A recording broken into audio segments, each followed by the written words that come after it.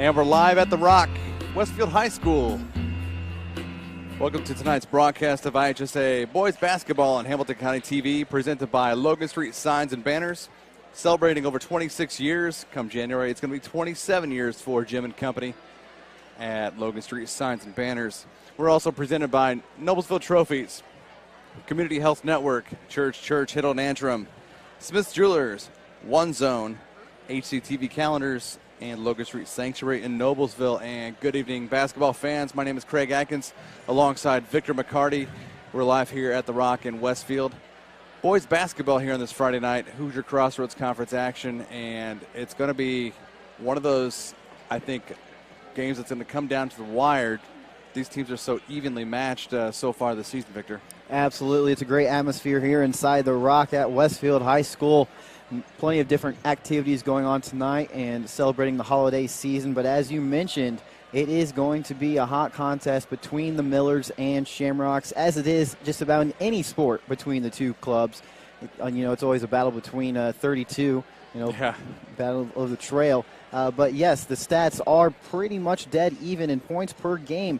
The Millers, they're averaging 50, whereas the Shamrocks are averaging 64. Field falling down to 8th. Covington, ninth. Almost a dead tie. Shamrocks at 19 and the Millers at 20. So it will be a highly contested game underneath the rim tonight. Prepare for it to be just a little bit chippy.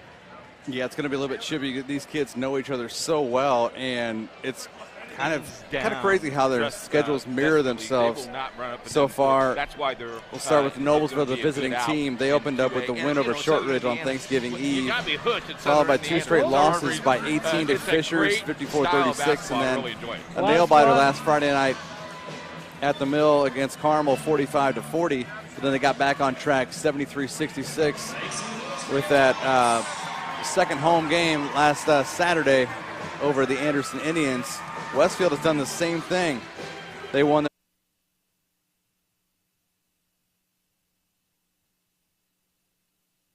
No, they're playing very well. They play a tough game tonight. They play Northeastern. That's a tough conference matchup. That should be a fun game to watch. Now tied at number 6, Linton Stockton, the Miners. Now let me know if you need me to break down the matchup tonight for the Miners. They're at Shakamak tonight. Yeah, and I don't know, you'll be watching your phone to see those updates. I don't know which team you'd rather want. I will tell you what, the Linton Stockton girls impressed me last week. They lost a tough win against Covenant Christian in a girls basketball game, but Linton Stockton's always good, and he's got, 300-plus wins now. Yeah, Joey. Let's talk about Linton Stockton girls. The tough loss last week at Covenant Christian. They bounced back last night at Shakamak, taking down the Lakers 76-25. I'm sorry. I'm so sorry. Let's look at 3A. Let's look at the 3A poll. Mishawaka Marion, the top of the leaderboard there in 3A. Greensburg, number 2. Silver Creek, 3. Culver Academy has dropped to number 4 after 2 consecutive losses. Addicts in at 5th. Edgewood 5-0. Head coach J.B. Neal's got things rolling down there for the Mustangs. Evansville Bossy at 7. Brownstown Central 8. Northwestern 9th. And Brebeuf in at number 10. A couple of other teams that are getting votes right now that I do want to mention, teams that could get hot. Evansville Memorial out of the South play a very tough schedule down there. Heritage Hills out of the South as well. Those two will feed into the same sectional. And then don't sleep on Hamilton Heights. They started off really well. The Huskies are playing very well. They are up-tempo, up and down. I saw them a couple times. I think we'll see them late in the year against Zionsville. They're very, very good. The team that surprises me is number 1. Mishawaka Marion had a great game, a great team last year. Greensburg is bouncing back after this freshman class. Senior class was the freshman who that group went to the state finals. This is the team that was waiting for them. That's a tough out. Silver Creek, tell you what, the southern part of the state is huge. Evansville, the two Evansville schools, it's wide open. If Silver Creek and Evansville Bossy plays each other in the regional, I want a ticket. Actually, we want to do the game. Yeah. Bossy is a team that, with underneath Coach Burkhart, they've been really good. They got a sophomore kid. Get this, they've got a sophomore right now, 6'9", with a 7-foot wingspan, and he can run and he can slam. Not shooting a whole lot from three-point range. Actually, Westfield has shot 82 threes so far this year, 24 out of 82 for just 29%. The Millers 35%, making just 16 of 46. And overall field goals, Noblesville shooting 49%, and Westfield 46%. And it's going to be an interesting matchup. Both teams, obviously, they're both playing tonight and tomorrow night. Tomorrow night, Westfield goes to Tipton, and that's become a rivalry in itself as well. Oh, absolutely. You know, a little bit of a throwback real quick, Craig. The only mascot fight I ever had was against the Tipton Blue Devil during my time as a Shamrock. So that was a fun evening unto itself, and actually won that. And it was at Tipton, and I won their fans over in cheering for the Shamrocks that night. So it was a nice little Civil War game. And before we get the national anthem here a little bit, elsewhere in the Hoosier Crossroads Conference tonight, it's Mudsock action over at Fishers High School tonight in boys action as the Royals visit the Tigers. Southeastern 6-0 on the season. Brownsburg will be at Avon, and Franklin Central visiting Zionsville. Franklin Central still 0 on the season. No wins overall and lost their first conference contest. In the MIC, it's Carmel at North Central. Center Grove visits Whiteland out of conference. Indianapolis-Tinley is at Lawrence North. Pike at Lawrence Central. And a big one, Warren Central visits Ben Davis. We'll talk about a little bit more before. That'll be a huge one. Yeah, that'll be big. Warren Central, the defending state champ. They've won 35 games in a row dating back through last season.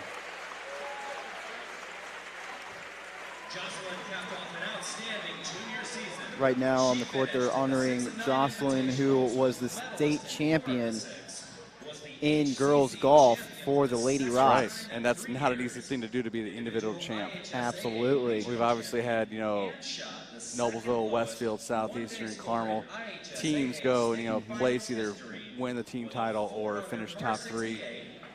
But there haven't been too many individual title winners, and that's a pretty outstanding thing to do. Tonight, the pride of the Rocks taking center court. And elsewhere,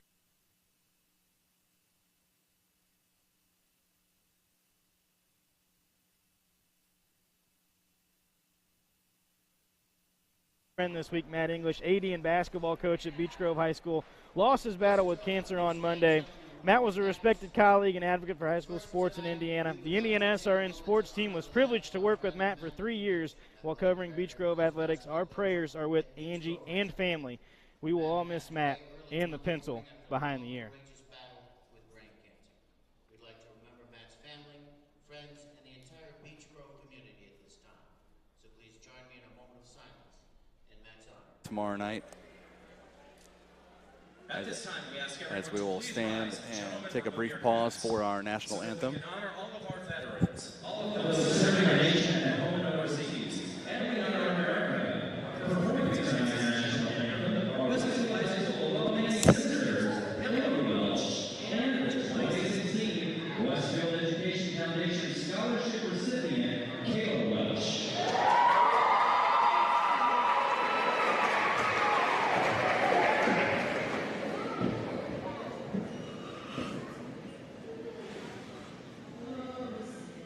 Can we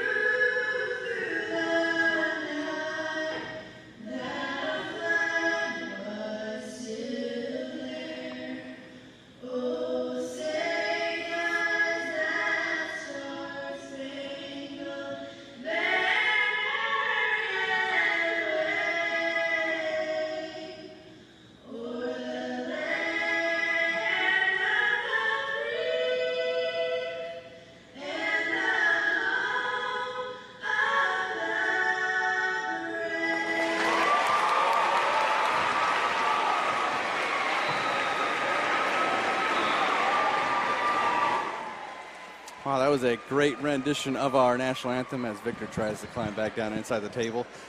Great rendition, and indeed,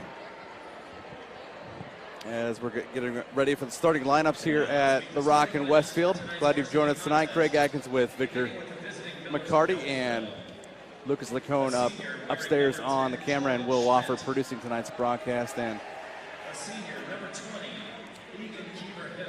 executive producer Jim Wofford back at the mothership on 10th Street in Noblesville, manning the game day. As I believe we've got the Guerin Catholic Heritage Christian game, and I'm trying to think what the other game is tonight that we have. Will can find out, and we'll pass that along to you so you can toggle back and forth. It might be Hamilton Southeastern and Fishers, if I'm not mistaken, Will. As we're getting the starting lineups, we'll go first for Noblesville. They will go like this. Guards, Jordan Schmidt, number 10, a 6-foot senior. 6'3" senior, Egan Keever Hill. A couple other 6'3" seniors, Zach Johnson and Xavier Hines, along with Alex Hunt, number 32, as a forward tonight. A freshman wearing number 15, Braden Smith. And for the home-standing Westfield Shamrocks, one guard is number 10, Zach Banks. Another guard, 5'10" freshman, Braden Smith. A couple other guards. Benji Welch, number 23, a 6-foot sophomore, and Caleb Welch, a 6'1" senior, number 24, and at center, number 44, a 6'4" junior, Zach Byer in the middle for Westfield.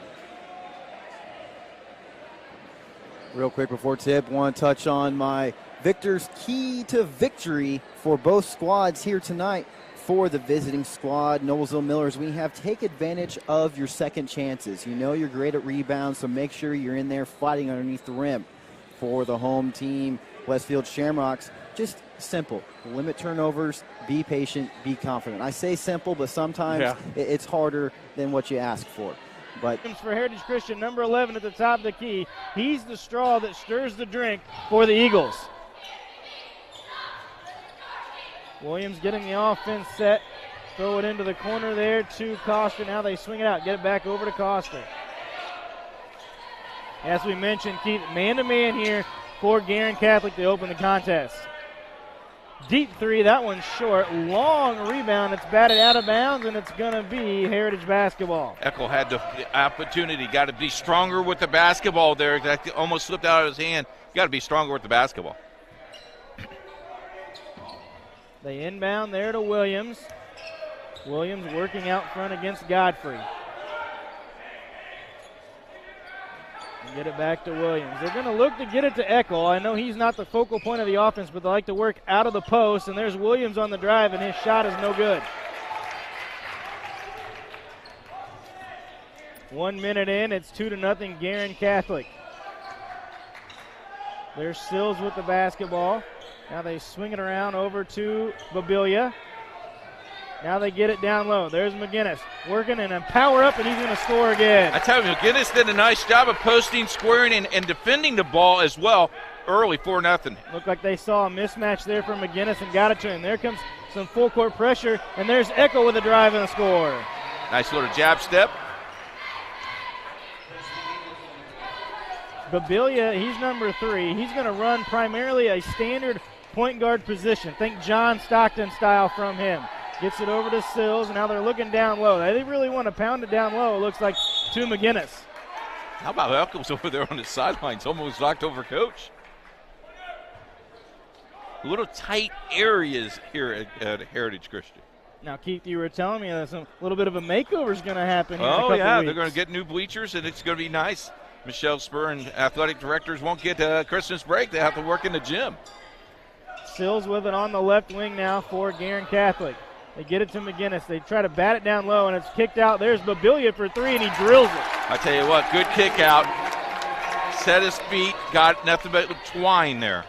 7-2, and this is the start that I think Coach Allen was probably hoping for. Heritage now with the basketball. They swing it around to Coster. Now he hands it off to Williams. Back to Coster. He was open, didn't take it. There's Eckel. Standing a little bit. Eckel into the paint, now drops it off to Coster. Coster on the drive has it knocked away, gets it back, now drops it down. Williams on the move, and he nice. scores. Kissed right off the backboard and in. If you're watching home, that's what you want to do, players. Hit that backboard. 7-4, Guerin with the early lead. Sills with it, picks it up, now to McGinnis. Tries to hit a cutter there, but a nice job of deflecting the pass from Heritage Christian. Sibilia on the drive, a whistle and a foul. Nice job. Saw that open Numbers space in and went Hines, to the three. Got it from the right wing. From downtown, the And Millers. Shane Sumter wants to talk about it. Xavier Hines with his first three of the game, and it's 7-0. Millers with a hot start to this game here tonight. This timeout brought to you by Let's let get him to play. the flow. That's right. Strap him up. Sibilia trapped on the sideline, under duress, and he steps out of bounds. I tell you what, nice job, and that's where Will Christie comes in, because he's such a wide body, takes up so much space. And if you notice back home, up and down vertical, no foul call. He didn't reach, he was up and down. Arterburn this time brings it up for Heritage Christian. Now moves it left with the dribble, and they swing it around to Williams. Well, I ran into you, but there's no foul called. No whistle, letting them go at it. There's Williams and Eckel. Little two-man game on the right-hand side of the floor. Now they get it in to Coster. Eckel looking to drive, gets it back to Williams. Now Williams on the drive, hesitates, shot fake, little fall away. That's not going to go down. Oh, and it's stolen nice away shot. by Eckel. Eckel one-on-one down low, and he's fouled. How about Eckel take that ball right away? Good defense and did the hard foul. That foul will go against Luke Godfrey, the first on Godfrey, and the first on Guerin Catholic. Godfrey got beat on that play, stayed straight up, and then made the contact.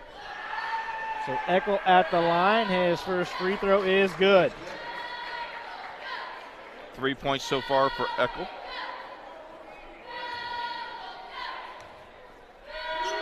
Second one here for Eckel.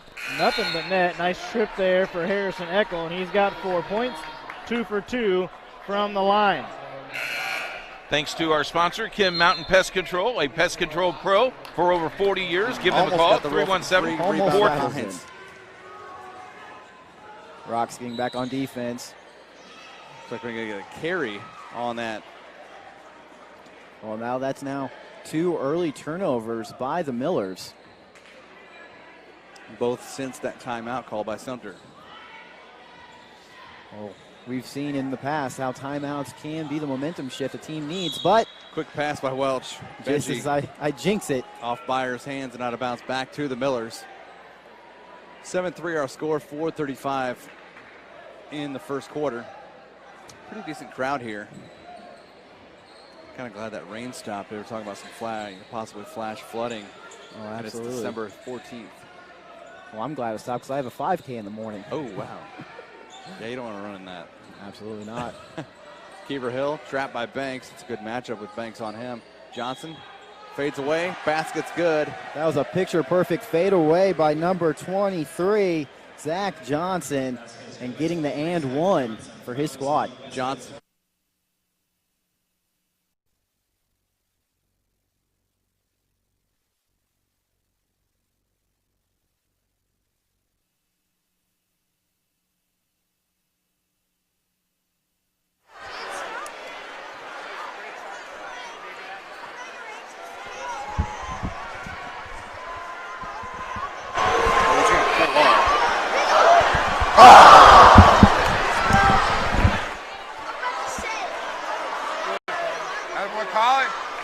It's exploded. Osborne with it for Guerin. Now they swing it around. Into the game now, Matthew Gillis is where. He's number 32, and he threw that basketball away. If you're not familiar with Silent Night, Taylor University does it very, very well. That was a Part B version. Nice job, Heritage. Nice job. Dorn's going to bring it up here for a Heritage. The Eagles with a 3-point lead. Arterburn shot fake. Now his pass deflected and stolen by Sills. Here's a slam. Sills all alone and slams it down. And now Darren Catholic's student body is making some noise. I love conference basketball. Offensive foul against Heritage Christian. That's going to go against Eckel. Off the ball, move the screen, can't you can't clear the lane. That's the first foul on Harrison Eckel here as we near the 2-minute mark here in our Kim Mountain Pest Control first quarter. Now Sills looking to be aggressive, steps back. Now they swing it around to McGinnis. Back over to Sills. Sills on the drive, now swings it to Gillis. And a foul away, or on the drive there. Gabilia looked to drive, and that should go against Dorn, and it will. First foul there on Jake Dorn.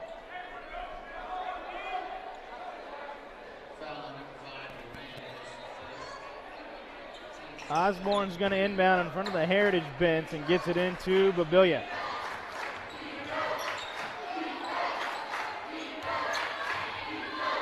Sills gets the screen, now over to McGinnis. Osborne looking to get it down low, finally gets it down, it's tapped away by Eckel and picked up by Heritage Christian. It's Christie leading them. Now they try to get it down low to Eckel, it's knocked away. Sills on the move, and Sills gonna slam another one. How about 2 for 2 on the slam? That good shooting positions. He's got 4 points, all of them on slam dunks. Guerin now taking the lead 11-10. We're back and forth here in the first quarter. Arterburn shot fake, steps into a 3, that's no good, and now rebounded by Sills. Sills quickly down low to Gillis, and he's gonna score it. Gillis did a nice job of posting and opened for the ball. Kissed it off the backboard in. This first quarter has been a game of runs. Williams has it now swings it to Eckel. Eckel working against Gillis, takes the jumper, and that's no good. Rebound. Johnson off the miss. Thought he got fouled on that, but refs letting him play. Keever Hill. Now Schmidt up top, guarded by Smith. Keever Hill looks like he stutter stepped and then dribbled, calling for the walk. So far tonight, the biggest enemy for the Millers has been themselves with those mental mistakes. Yeah. We'll see if they're able to collect themselves after the half. We still have a long way to go till then, but they're still up. Now it's Banks. Looks, gives it to Welch. Left side, Smith. They'll float the perimeter. Fire. Welch drives. He seems to be more assertive this year as a senior. Absolutely. I could sense last year that he was just a little bit more hesitant in really driving the basket. But as we've seen so far tonight, he is not afraid. He says, hey, this is part of my team. I'm a senior. I really need to do the best that I can for my squad. Welch going to shoot a pair again. Makes this one. 12-5 our score, and now in for Westfield is number 12, Chris Chin, 5'10" junior.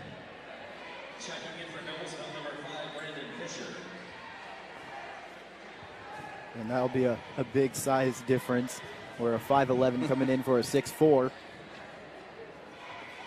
Welch with another, and he'll switch that one. He's now 3 out of 4 from the line. Now we see the student section getting into it. They're all dressed in their red and green and Christmas spirit down there, at least the first few rows. 12-6 is our count. Caleb Welch with all 6 Westfield points. Brendan Fisher, number 5, now in there for Noblesville. Schmidt to Johnson, left side, cross-court pass to Fisher. Westfield really playing the double team right now.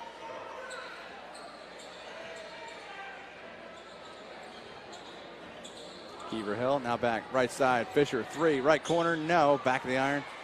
Braden Smith skies for the board. The freshman not afraid to get in there. And that's what a coach likes to see out of his young talent. Speaking of, not afraid to shoot it. Smith shoots it Off the mark, rebound to Jordan Schmidt. And with 1:02 left, first quarter, 6-foot senior Schmidt will slow it down. Westfield looking like they're rejuvenated. After that timeout, they seem like Coach Sumter woke them up a little bit. As Nobles was going to float the ball around, try and get one last shot, up by 6 here in the first quarter.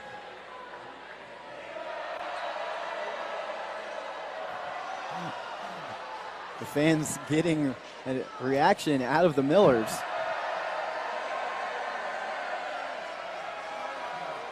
Down to 22 seconds left.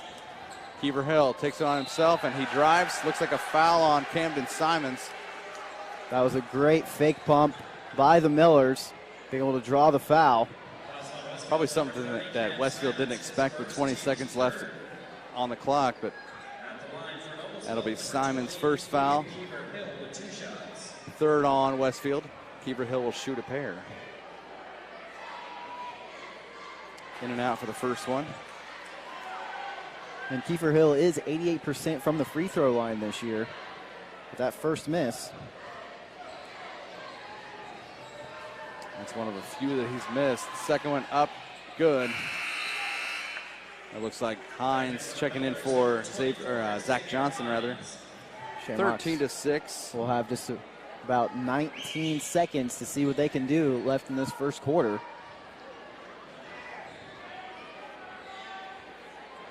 It's Zach Banks, now Smith. Left side of Chin. Couldn't find Simons, now it's Smith again. 5 seconds, cross court, Caleb Welch. Banks looks, now it's Chin, gonna drive, floats one up, off the glass. Are they counting it? They do. Basket's good by Chin at the buzzer, and after one quarter, Noblesville 13, Westfield 8. Probably starring in Home Alone. There you go.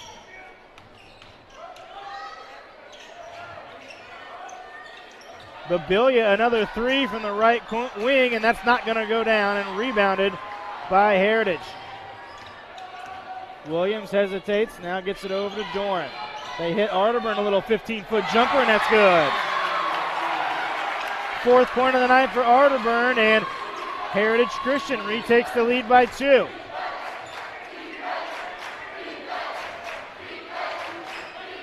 There's Ricker with it for Garrett. Now Babilia, now Godfrey. Godfrey didn't really get going in that first quarter. Whistle and a foul on the drive.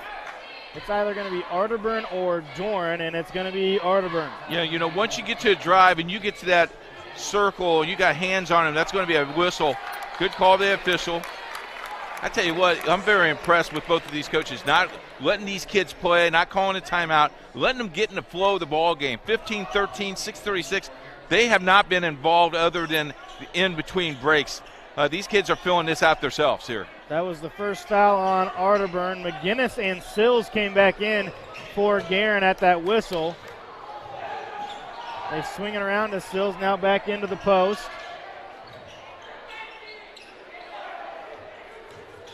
Has it knocked away into the backcourt. Babilia's got it. There's Parento. He throws it away. Picked off there by Christie.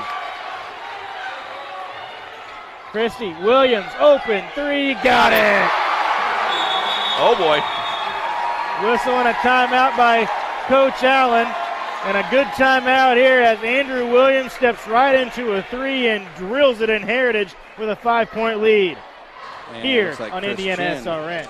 will get whistled for that foul as he reached in on Hunt. That's 14 fouls on the Shamrocks. But what I like to see out of the freshman there down on the court, number 15, I mean, he is really active. That is Braden Smith. And again, Coach Sumter has to love seeing that out of his freshmen. Yeah, and he's another kid just like the whole group of Welches that have come through or coming through. Since their freshman year, they're getting played. Those are the kind of players you'd love, as a coach, you love. You can just groom for 4 years into a great ball player. Hines, left wing, gets it from Schmidt. Back of the iron, no. Chin high for the board, and here he comes fast. Oh, and he gets bumped by Kiever Hill. It looked like it was kind of inadvertent by Egan, but he bumped him by a little hip check. His first foul, 3 on the Millers. Well, in this day and age of kids growing up and watching what's happening in the NBA, they'll do whatever they can to draw that foul. But Westfield back with it. Chin, Banks. Now Chin again. Goes left side, Caleb Welch. They're trying to get the 6'5 Simons in the ball game. Now Banks drives, floats one up from 6 feet, and Banks with his first points. Banks making a deposit underneath the rim. And it's back to a 3-point game.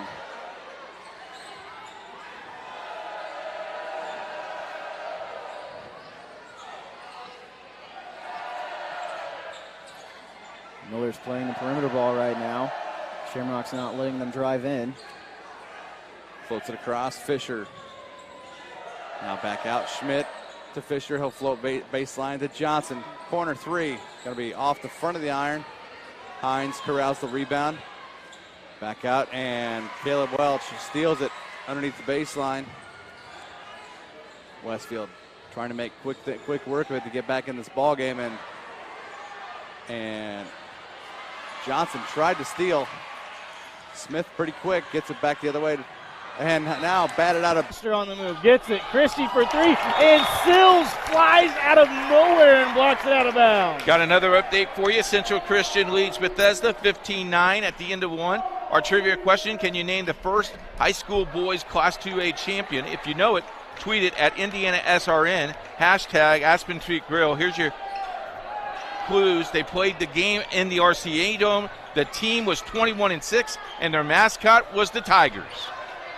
Ball is loose. Eckel missed a 3. His pass deflected now, and Sills has it ahead to Godfrey. Godfrey on the move, lays it up, and he scores. Godfrey changed hands midway through that stream, and Guerin Catholic now only down by 1, 18-17. First bucket of the game for Luke Godfrey, his first 2 points. Godfrey coming into tonight averaging 12.6 a game. Christie now with it, now back over to Coster.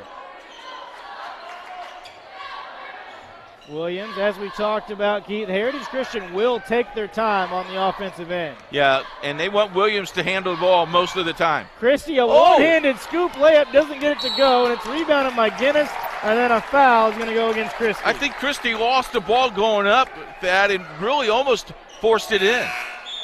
And then he got frustrated and made the frustrating foul that happens all the time. Thad never fouled at Chackamack High School. Never. Not one time. And never passed the ball. I did pass. Okay.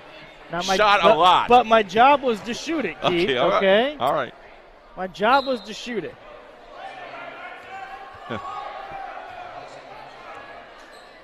18-17, Heritage Christian with the lead here over Guerin Catholic. Circle City Conference. Big time game here in December, early in the season, but this is a big one. Into the game there for Heritage. That's Cameron Wetzel, number 14, a 6'2" junior. His first time into the contest. McGinnis a spin, kicks it out to Sills. Tell you what, both of these defenses are packing that zone in. Godfrey looked to drive. Now over to Wetzel. Wetzel into the paint, and he's going to score. A lot of contact over there on the wing, but no whistle, no call. Yeah, you got to play through it. If you're going to get knocked down, you got to play through it. Guerin retakes the lead by 1, 19-18. Williams now on the drive. Williams into the paint. Now kicks it out, a 3 from the right wing, and that's going to go down. And that's Jackson Paulus for the first time tonight for Heritage Christian. That's the first time I saw Paulus play all year. Nice, smooth stroke. Got to like a guy that comes in off the bench with the confidence to let that one fly. You bet. Babilia into the paint, working against Eckel, takes the contact, and he scores. I'll tell you what, I don't think they're going to call a foul. I think they're just going to let them play. Tie game now at 21. This has been a fun first half, Keith. You bet. If you look at both coaches, they're working the officials, but they're letting them play. I don't know how much fun they're having, but we're having fun. We're having a blast. Arterburn with it. Now Williams on a little bit of a curl. He's double teamed, and a foul's going to be called. I think that's going to go against Wetzel. See, that's where you're frustrated a little bit, though, Thad, as a player, because down at one end, you got knocked down and nothing is called, and then down at here in the paint, maybe a little touch foul, that's a whistle. Not knocking the official, it's just that's frustrating as a coach and as a player. That foul went against Cameron Wetzel. That's the first on Wetzel. And right underneath the Williams has it blocked, but a foul's going to be called. Sills had the block up top, but I think the foul might go against McGinnis down low. No, it will go against Sills, and that's number 2 that may be, on Kyan Sills. That's a big foul. Williams to the line. He is 1 for 2 so far on this evening, and that one was really kind of a brick there. You look at his feet. His foot, both feet stayed flat. You need to roll with the toes. Pure shooters know that. And you're talking to a couple of them. There right? you go. Williams knocked it down that time. There he goes. He heard you. He heard you from over here. He Got says, it. I got to roll with the toes and I make it. Gives Heritage a 1-point lead once again. Now Godfrey with it. They hit Sills on a screen down low, and he's going to kick it back out. Godfrey on the drive into the paint. A lot of contact, and they're going to whistle Godfrey for an offensive foul. Drains the 3, nothing but net. Tie ball game here inside the Rock. Cross-court pass, Hines from Fisher.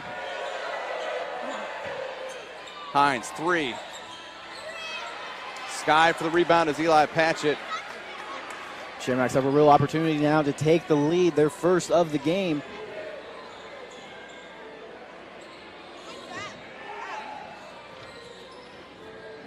.220 left until half. Long 3 again. Off the mark. Rebound by Xavier Hines. He just about had it, did Bailey. Just a step forward, and he would have. Free throw line jumper by Hines. He'll rattle softly falls back down through the net. And Noblesville regains the lead, 18-16. 2 minutes left here, first half. Hines with 7. And we'll go back the other way. Ball goes out of bounds. Yeah, those cheerleaders may need to watch out. I think I would scoot even further toward that tunnel. Chin tried to squeeze it in through the Millers defense, but he wasn't able to make the course correction, and he gets that turnover. 18-16, Millers over Shamrocks. 1:52 left, first half. Kiever Hill will bring it up the court. Like Hunt back in there now for Brendan Fisher. Gives the Millers a little more size. Kiever Hill up top 3, no. Benji Welch the board. Looking to run. And Sumter quickly calls a timeout. I think Bailey was going to toss up another tray. He was like, hold on, son. Let me speak to you 1 second. We got to be patient with our possessions. This timeout brought to you by the Community Health Network. Community Health is Central Indiana's leader in providing healthcare services where and when patients need them. With any questions, you can contact Community Health at 317-355-7775 or check out their website at www.ecommunity.com. We'll try and chase down some scores here while we have the timeout, as well as at halftime. You're coming up 1:32 left here the first half. Low-scoring affair. Figured that would be the case with 2 teams fighting it out like they usually do, Westfield and Noblesville. Boys basketball. Don't forget tomorrow coming up midday action. Around 1:30 tip-off. It'll be Westfield at Noblesville in girls basketball action. We'll also be streaming live the junior varsity contest at 12 noon at the Mill in Noblesville. And then tomorrow night, Hamilton County TV will also be live. Well, I think Will might be sleeping on a cot tomorrow afternoon at the Mill. 6 o'clock junior varsity start. Noblesville boys will host Hamilton Heights. And boys basketball action, Hamilton County rivalry game. In basketball, we talk a lot about role players, and even though he just took a seat on the bench, that... And now down low, Sills turnarounds and scores. You know, I get to talk to the coaches on Friday mornings. We do our prayer with them and stuff, and he was really looking forward to this ball game. Heritage here with the basketball, 45 seconds to go. We'll see if the Eagles elect to be very patient here with a 2-point lead before halftime.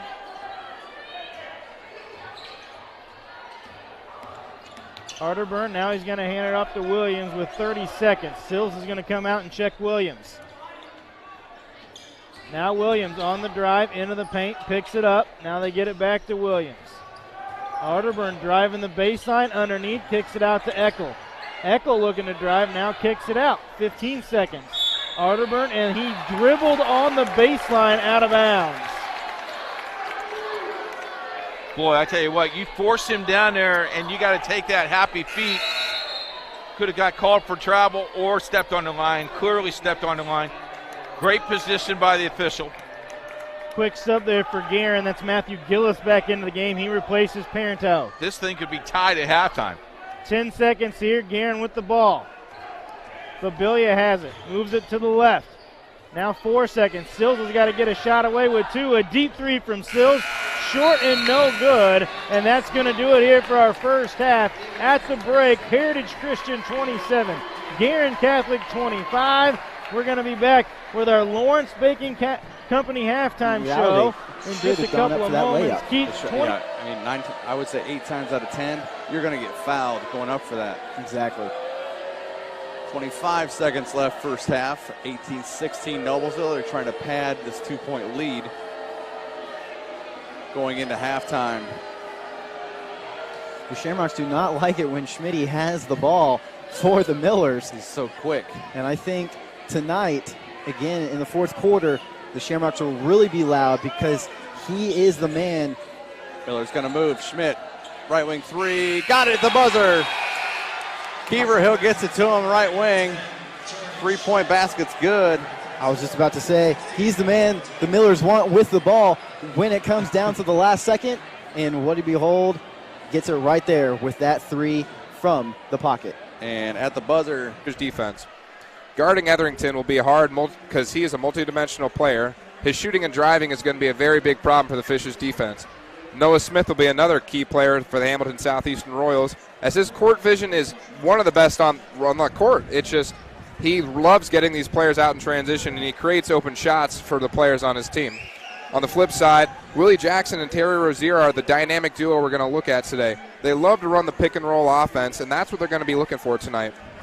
Salaji, on the other hand, shoots lights out from 3. It's great consistent threat from the Fishers High School deep court. The drive and kick is going to be something they're going to look forward to later on, though, as after the pick and rolls, they're going to look to drive and dish, try and get some shooting going for the Fishers High School to spark up some offense. You talk about a lot of those matchup problems that this HSE team really presents for any team they go up against. You could go down the line. Every single starter is going to have something that they bring to the table. You bring up Mabor Majak, the 7-footer from South Sudan, obviously a matchup nightmare. But the Tigers think they have the solution, that we're going to see some shorter players for Fishers going up, but definitely more physical players going up against him, trying to bother the shots, not give him anything easy. As I said, 7 feet tall, but he's only 185 pounds, so he's not going to be a bruiser down low. He likes to put that finesse over the top of players, so that's the matchup problem for him. For the Tigers, you talk about Willie Jackson and Terry Hicks running that pick and roll. That was some chemistry they were able to build up in the summer season of AAU ball. They were on the same team. They were able to build that connection, that back and forth that is so rightly needed for this Fishers offense. Last year they were a bit stagnant on O. Now they're able to work that chemistry, as you said, with Salaji out on the 3. They have created a very multifaceted offense. As we see the HSE school board of directors in the middle of the court describing the history and the example of sportsmanship we've seen, and that really plays a big factor into it. But, Ben, we've talked a lot about the physical here tonight. You got to remember this is also a mental game. Yeah, no, right here in this matchup, it is a very, very mental game. Staying in focus and working hard for both of these teams will give their teams the edge. Both of these teams really, really fighting for those bragging rights here in the Hamilton Southeastern and Fishers High School Mudsock match. So we're going to see which team can shift into the 3rd and 4th gear and keep it going late game. In games like this, that's where you're going to see people rise to the occasion. For example, Noah Smith, just 3 short years ago when he was a freshman, when this game used to be played in the Pepsi Coliseum, this was when he first rose to real prevalence on this HSE team as a freshman. He went in there, scored 23 points, and he has not looked back.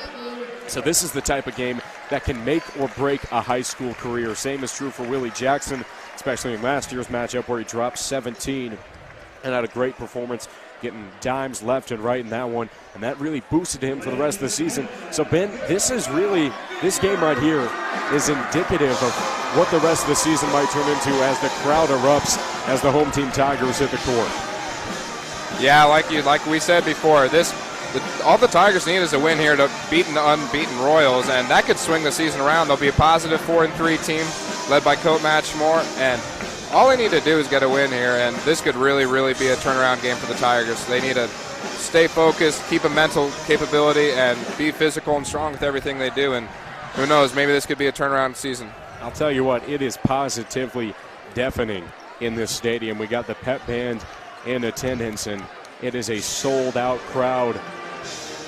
Just standing room as everyone is packed in like sardines. You don't want to miss this type of game. Now, one of the things with that Pepsi Coliseum games for the past 2 years, actually 2 years ago and 3 years ago respectively, was it lost a lot of the draw. It lost the charm of being in a high school gym. And that turned a lot of people away. Attendance was down, had a lot of people worried for this return back to the high school gym atmosphere.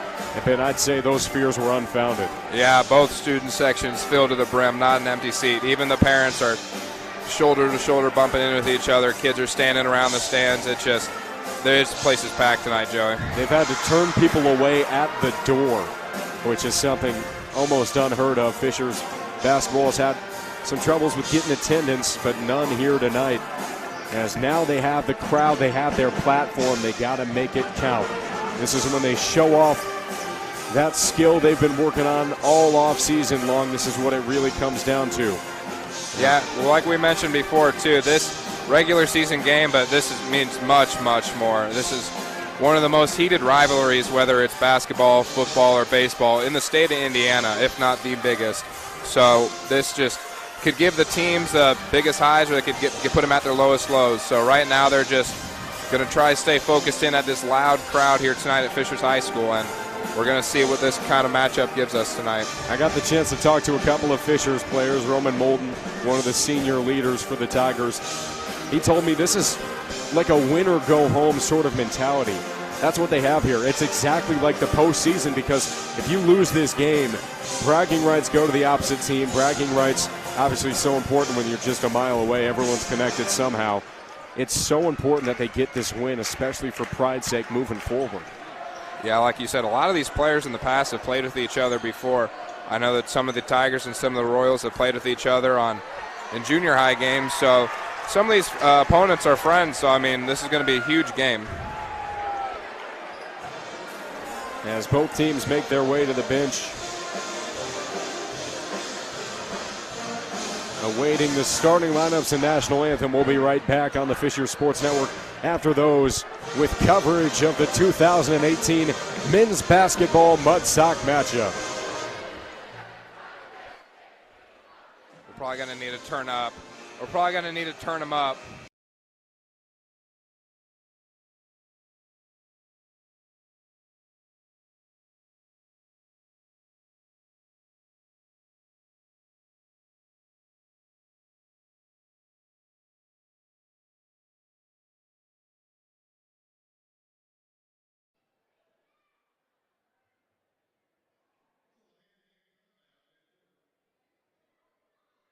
Christian has made a difference. 8 for 18 for 44.4%, 3 of 7 from three-point land, 42.9%, but 8 for 10 at the free throw line. That's what's got them ahead by 2 points. They've shot more free throws and they made more free throws. You're talking about Guerin Catholic shooting the basketball at a 60% clip, but they only went to the line 2 times. They were 2 for 2, but you got to get there more often if you're the Golden Eagles. Which tells you you're shooting more outside shots than you are inside. You know, we thought about maybe inside out. If you really recap this first half, it's streaks. You know, who's in control. Right. Officials are doing an outstanding job keeping this game under control and letting the kids play, because they know they – Exactly. No rules, yeah. Halftime, Noblesville 21, Westfield 16.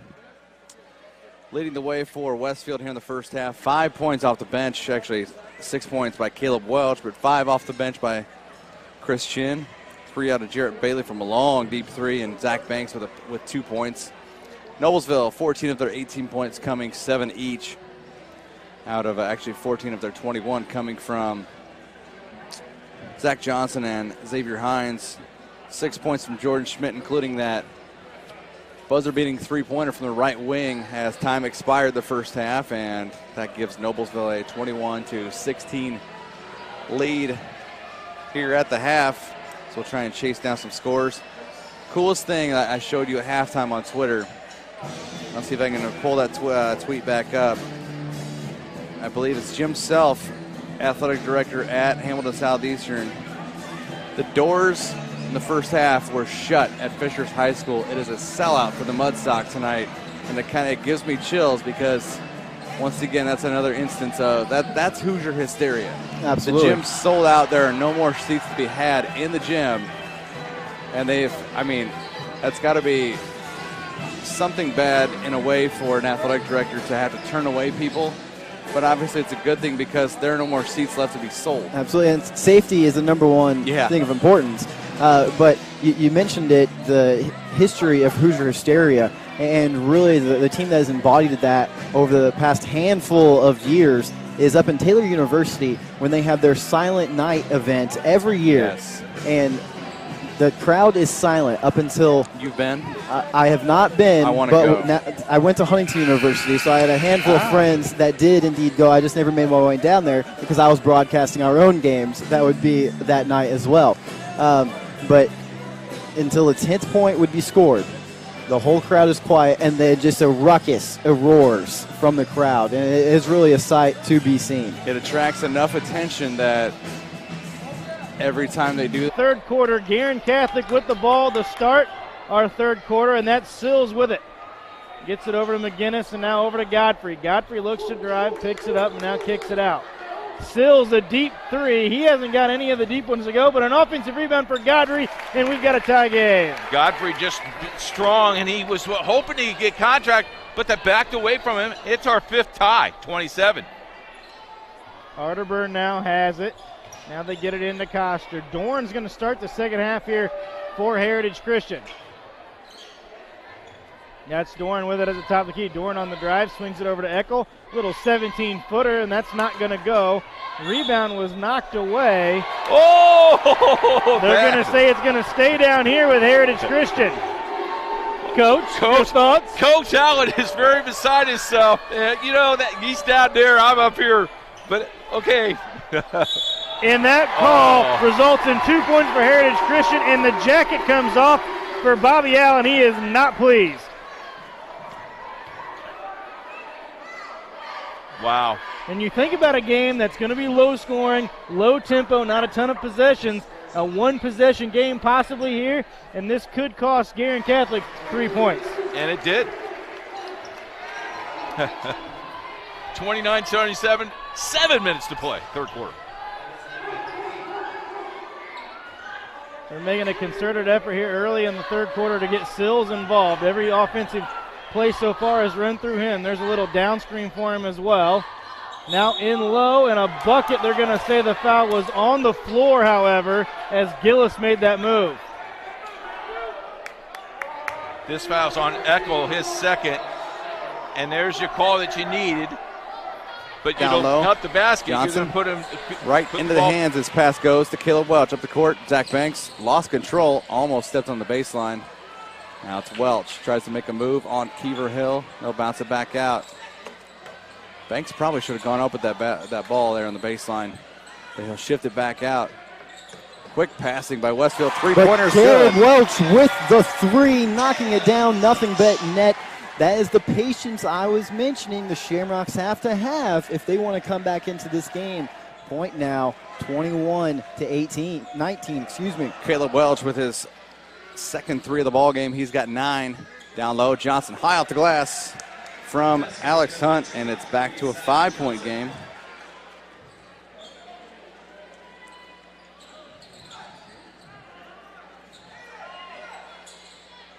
They're going to overrule the original call and say Grubbs will go to the line here instead of an inbounds play.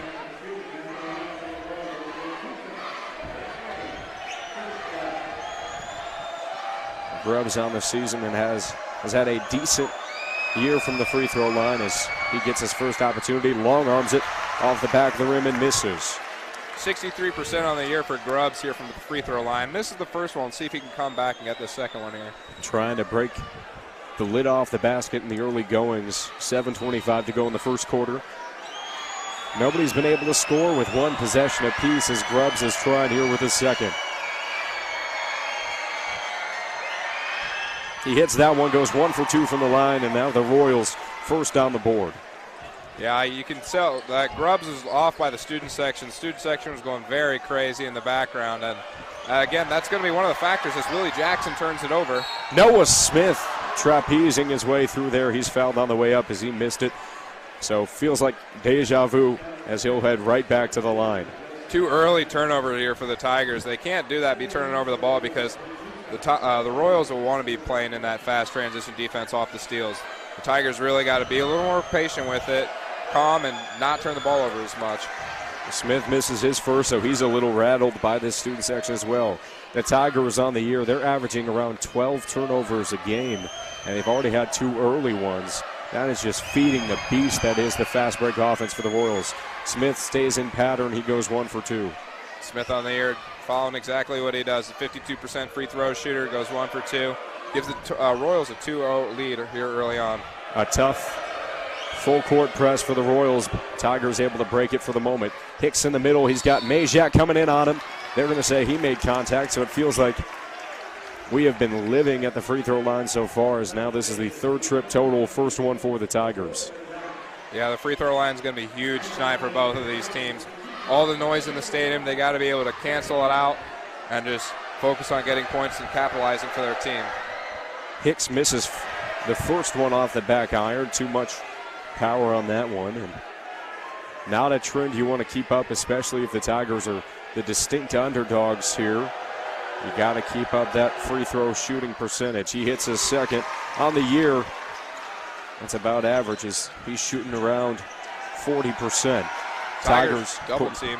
Good defense. Majak, too much on that one. Misses, gets his own board. Willie Jackson able to get in the way, and he is fouled hard. Doesn't get it to go, but he's fouled.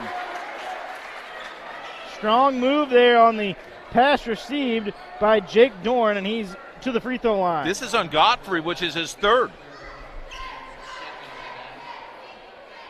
Keith, you mentioned to me off air at halftime that fouls could be a concern, and now they're starting to pile up here in the 3rd quarter. First one for Dorn is good.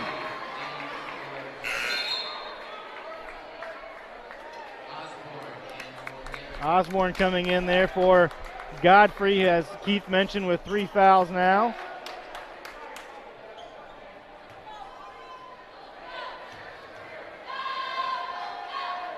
Second one for Dorn, all net. Now a 2-point advantage for Heritage Christian, 34-32. Student section behind Jake Dorn. Pass stolen away by Williams. Williams pushes it up to Arterburn. Arterburn on the drive, into the paint. Finger roll won't go down. Here comes Guerin. There's Babilia, kicks it out. Sills, corner 3 ball, way off the mark. McGinnis with the follow, and they're going to call him for over the back. Good call. Good blocked out. This is on Wetzel. Now I got him for 3. They've been. Hang on, I think they're actually going to whistle that one against Parenteau.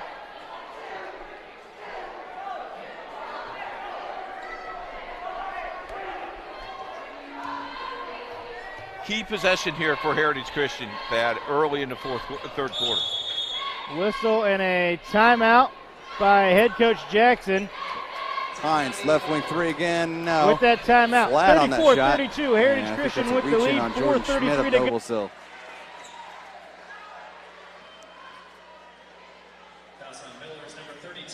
Nope, Alex Hunt with that reach in. Second on him. Not a lot of fouls here in the game so far. Just that's 8 total, 4 each for each team. Just the first in the half. Welch, left corner three, got it. And he'll knock it down from the corner pocket.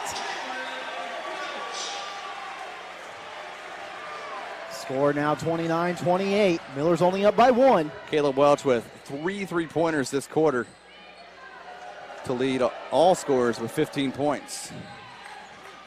Back out top, Schmidt for Noblesville. Now it's Fisher.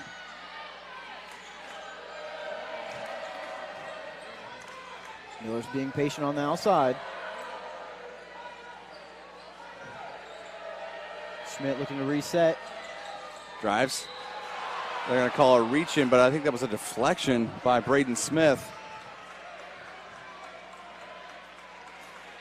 Sometimes the fans just have to bite their tongues. They called a reach in on the freshman Schmidt. That'll be out of bounds for Noblesville, right in front of the Westfield student body. 2:20 left here, third quarter. Schmidt goes right side to Fisher. Cross court he'll go. Hines. Now back out to Jordan Schmidt. Hines again.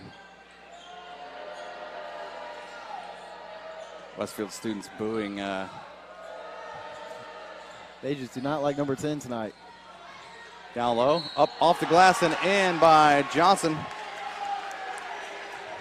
Johnson's got 11, looking to make it 12 if he can the free throw. Fouls on Westfield's 23, Richie Welch. That's his second. Team second.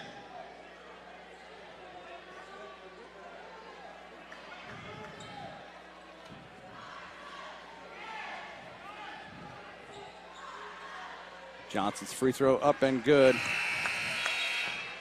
Checking in for the Rocks, number 7-2, 7,600. Doran's got it, now over to Coster. A 5-point lead now for Heritage Christian. Wow. Williams got knocked down. Now Christie on the drive, and he scoops and scores. Christie was looking for contact, didn't get it, and then used the rim to help him defend the defender. Largest lead of the game for Heritage Christian right now at 7. You don't need to panic here if you're Guerin. And Babilia into the paint, nowhere to go, and he travels. That is when you're out of control. The officials are not going to bail you out. That's a travel. Timeout taken here by Guerin Catholic. It's going to be a full timeout. 39-32, Heritage.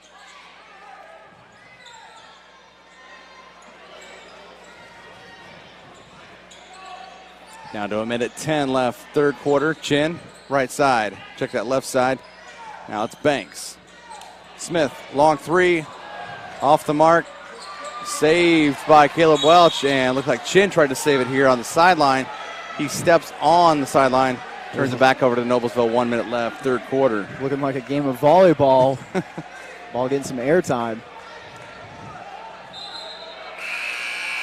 Back in, number 21, Jarrett Bailey. Number 21, Jarrett Bailey. I want to hear you say his name. 34. Saki Vishnu Molakalaka.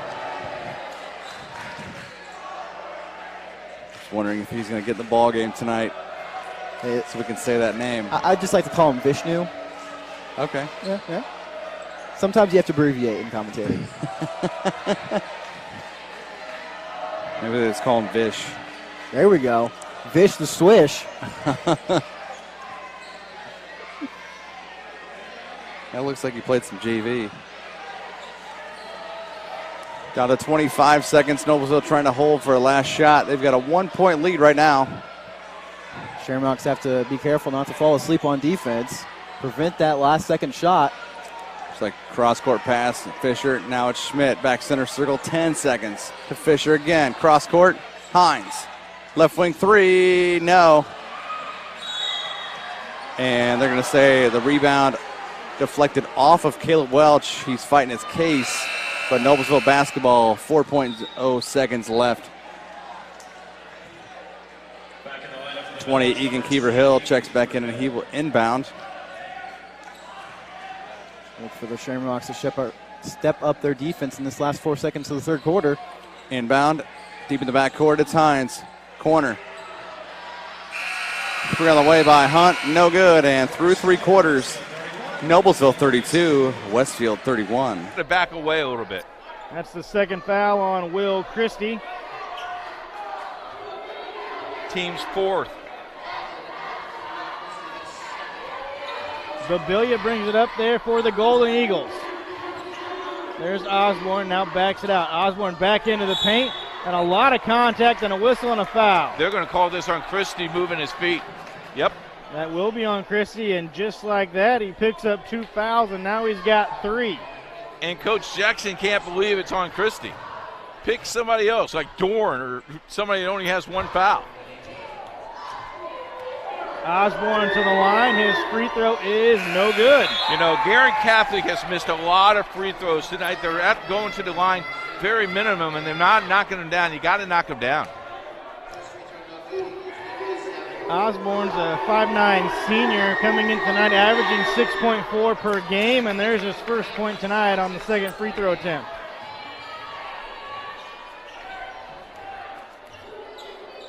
Dorn with a lot of minutes tonight off the bench for Heritage Christian. He's played this entire third quarter so far. Christie down low to Williams. Shot fake, takes it up, couldn't get it to go, but he's fouled. And again, Andrew Williams, they post him up from his guard position. He knows how to use his body and draws another foul. Yeah, he drew it on McGinnis. That's his first. You're watching Circle City Conference basketball on Indiana SRN. If you like what you're seeing, please let us know. Contact us, coach at Indiana SRN. If you like to hit that donate button, every money that is put into that goes right back to see kids play high school basketball, boys, girls, high school basketball on Indiana SRN. Williams goes 1 out of 2, takes the lead back to 7 for Heritage. 15 points on the night for Williams, and we're not even into the fourth quarter. Osborne on the drive off the glass, and he scores. Jump on my back, boys. I'll bring us back down by 5. They need to stop here. Dorn again, he's going to bring it up. They've moved Williams off the ball here in this third quarter. Posting Williams up there on the left block. Now Dorn looks to drive, backs it out. A skip pass to Coster into the corner, now to Williams. Williams on the drive, into the paint, scoop in the foul. You could just sense that Williams is taking over the game. Williams wanted the ball, got the basket, and won. 17 points now on the night for Andrew Williams, already over his season average, and we've still got 9 minutes and 24 seconds to go in this contest. Let's watch this again. Nice finish. Great ball game. Got it right on the arm, and he just put it on the rim. I mean, you used to shoot like that. You understand when that's going to go in the hoop. When you take the contact, you put it up off the glass, and it falls through that net. Williams' free throw is good. He's near perfect on the free throw line. I think he's missed 3. 8-point advantage now for Heritage. That's their largest. McGinnis gets it to Babilia and an offensive foul.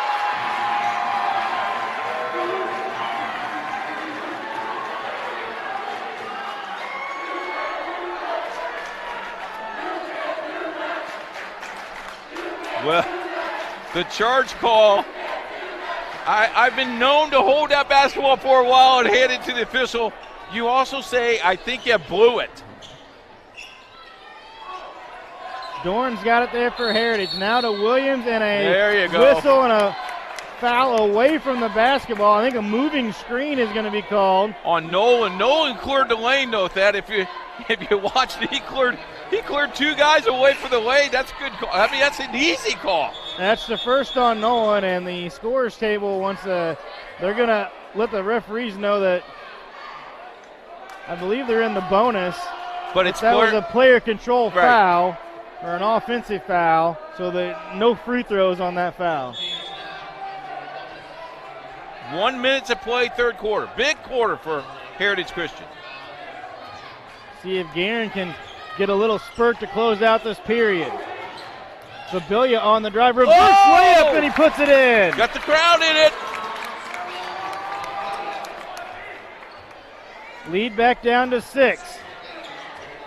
Dorn brings it up once again for Heritage.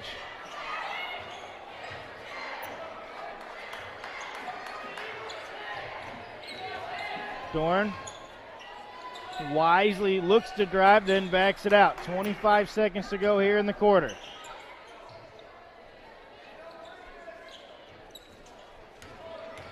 Now Dorn hands it off to Arterburn, and he loses it out of bounds. Guerin Catholic's going to have it with 15 seconds to go. That's concentration. You're not concentrating on what you needed to do.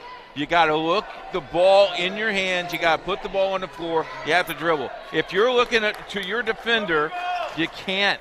You got to concentrate on what you're doing. Those things will hurt you in sectional and regional play. And offensive subs back in for Guerin. Godfrey and Sills check back in for this final possession of the quarter. Babilla's got it on the right wing. Babilla looks to drive, and a foul's going to be called against Dorn on the drive.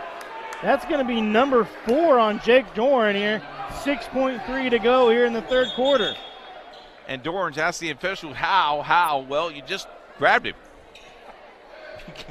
I mean, pretty easy. And now just like that, Sills and Godfrey will come back out of the game. Well, I like this substitution for Heritage Christian because you just brought height back in. Eckel and Christie, both big 6-footers, are now in the game. Pound that ball inside with 6.3 seconds to go. And Babilla is going to go to the line. He's got 7 points tonight. This is his first trip to the stripe. Free throw good.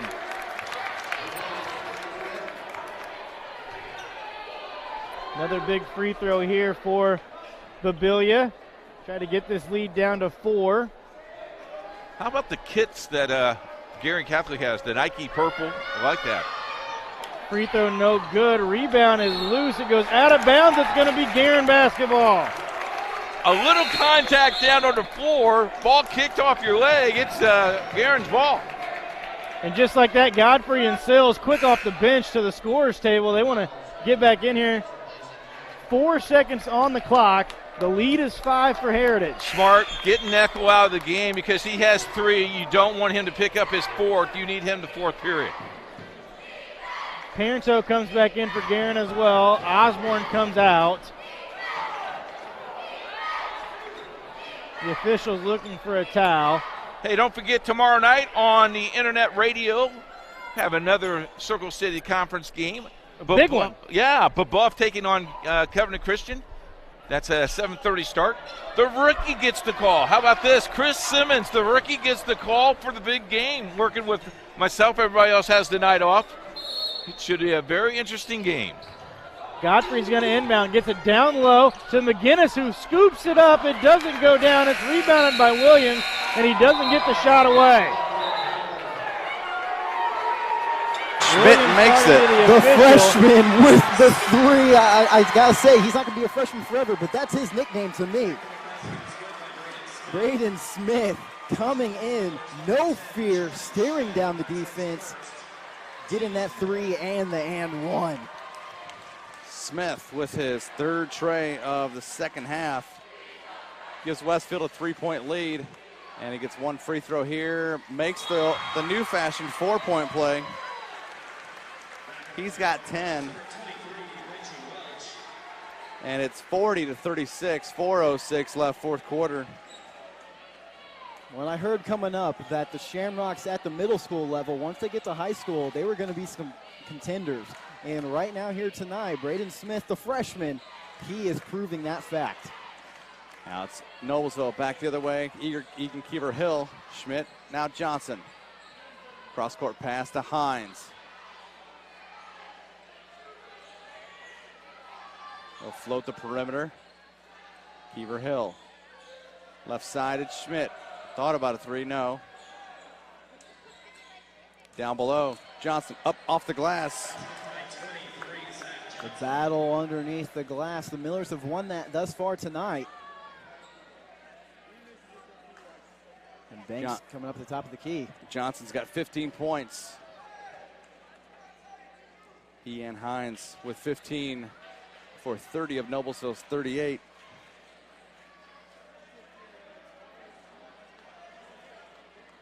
And this is where not having a shot clock comes into play for the Shamrocks. If I'm a coach, I tell them to come out and get that ref to start counting to 5. Make that other offense work. And now they're going to do that. 2:47 left, fourth quarter. Noblesville putting the pressure on the half-court defense. Floats it down low. Schmidt grabbed that like a defensive back there, Victor. And back the other way, deflected. Smith reaching foul on Jordan Schmidt as Caleb Welch hits the deck. The Millers turned up the heat on defense, but they were not able to capitalize. Won't be a shooting foul, though. It's team foul number 5. That's his second. Team's fifth. Banks will inbound underneath for the Shamrocks. Nope. And we have a timeout called. Looks like by Shane Sumter. This timeout brought to you by Hamilton County TV events calendars. You can find the calendar at hctvcalendar.com. Be sure to check out this calendar for upcoming events in Hamilton County, including all of our local high school events. If you have an event, please add it to our calendar. It's easy, it's free. The Hamilton County Community Calendar has been online since 1995. Once more, you can find it at www.hctvcalendar.com. 40-38 our score. Westfield with a 2-point bet. And now you have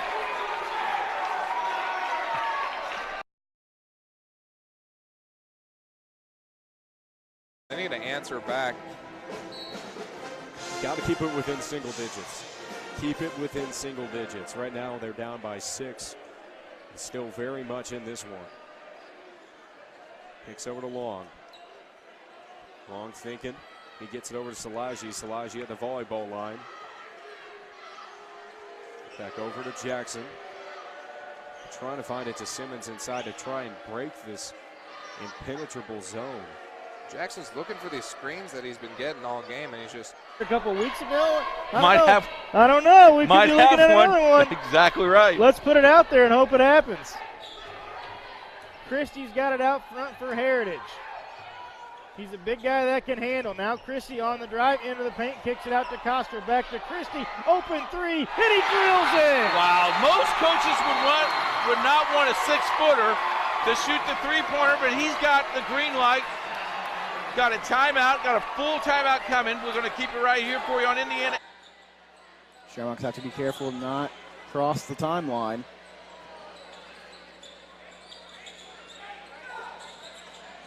Pass deflected, but back into the hands of Benji Welch. Now we're down to 2:05.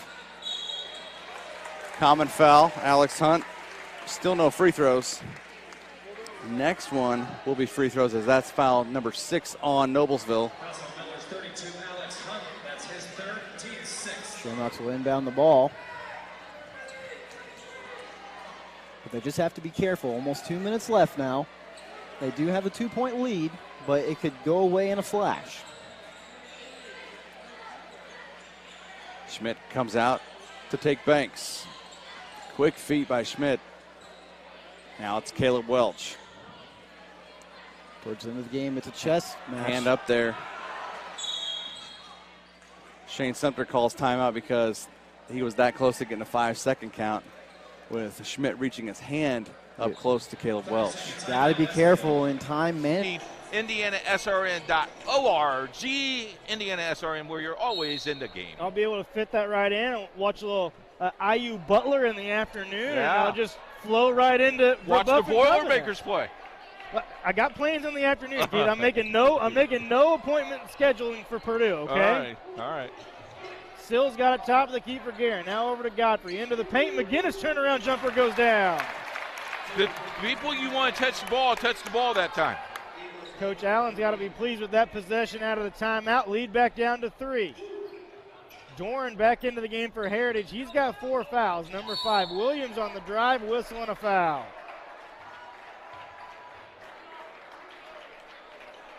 That's going to go against Kyan Sills, and that's going to be number 4 on Sills. Now, do you take him out? You sure do. They do. Osborne comes in for him. Gillis back into the game to replace Parento. Now, watch how much time he'll stay on the bench. I would think about a minute. Free throw for Williams is good. Keith, I mentioned this to you earlier, but Williams is a guy averaging 16.5 per game. He's got 19 now tonight. but he does so much of his damage from the free throw line. Yeah, unofficially I have him for 1, 2, 3, 4, 5, 6, 7, 8, 10 on the free throw line. Now for the first time tonight, Heritage showing a 2-3 zone look defensively. They skip it. Corner three for Godfrey, and that's good. Godfrey hit that early in the game, hit that one. Now it's a 2-point game. 48-46. You just jinxed this. We're going to go down to a wire. Williams corner three has it blocked away, and then a late whistle and a foul.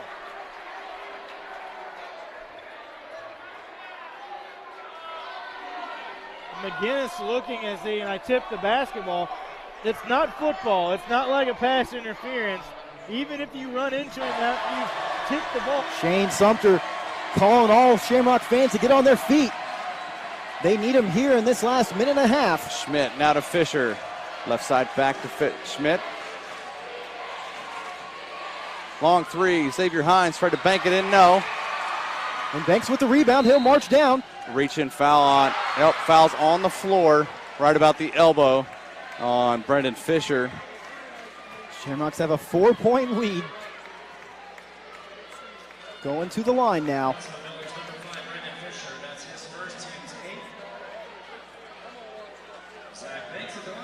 Brendan Fisher's first foul, 8th on the Millers.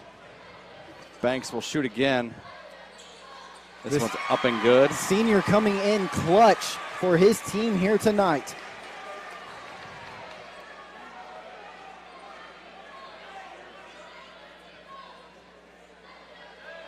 Second one up and good. 44-38. The pressure now on the Millers. See what they can do with 1:20 left to go in the game. 9 points now for Banks. As Schmidt goes left side. Hines back to Schmidt. Noblesville's going to have to do something if they want to cut into the 6-point deficit.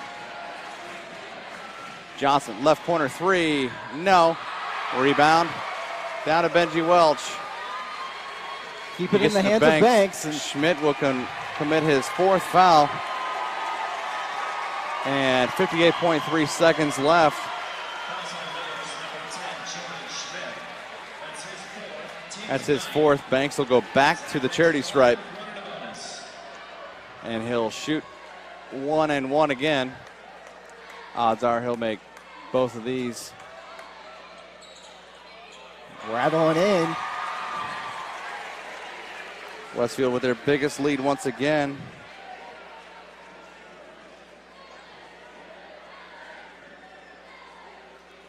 Second one up and good. 46. 6 points in a row by Zach Banks.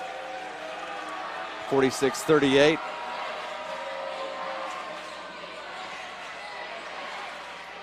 Schmidt looks. He's going to have to shoot. Somebody will. The clock is ticking. And that ball going to be saved into the hands of Xavier Hines. Picks his dribble up near midcourt. 38 seconds. Millers have to do something. Cross-court pass. Schmidt can't handle it as went a little higher than the... We said that tonight was going to be a physical matchup between these two squads. And that is where usually it is the most physical. But when it comes to the mental game, it can get physical as well. And the Shamrocks here tonight have gotten into the heads of the visiting Millers. 32.7 left here, fourth quarter. And Noblesville commits their 10th team foul. That'll send the Shamrocks to the line with 31 seconds exactly on the clock. Xavier Hines, a second foul, 10 on the team. That'll be 2 shots for Smith, and just Miller's underneath, as I think they're pretty confident that Smith will make these free throws. He's got 10 so far. He'll make his first.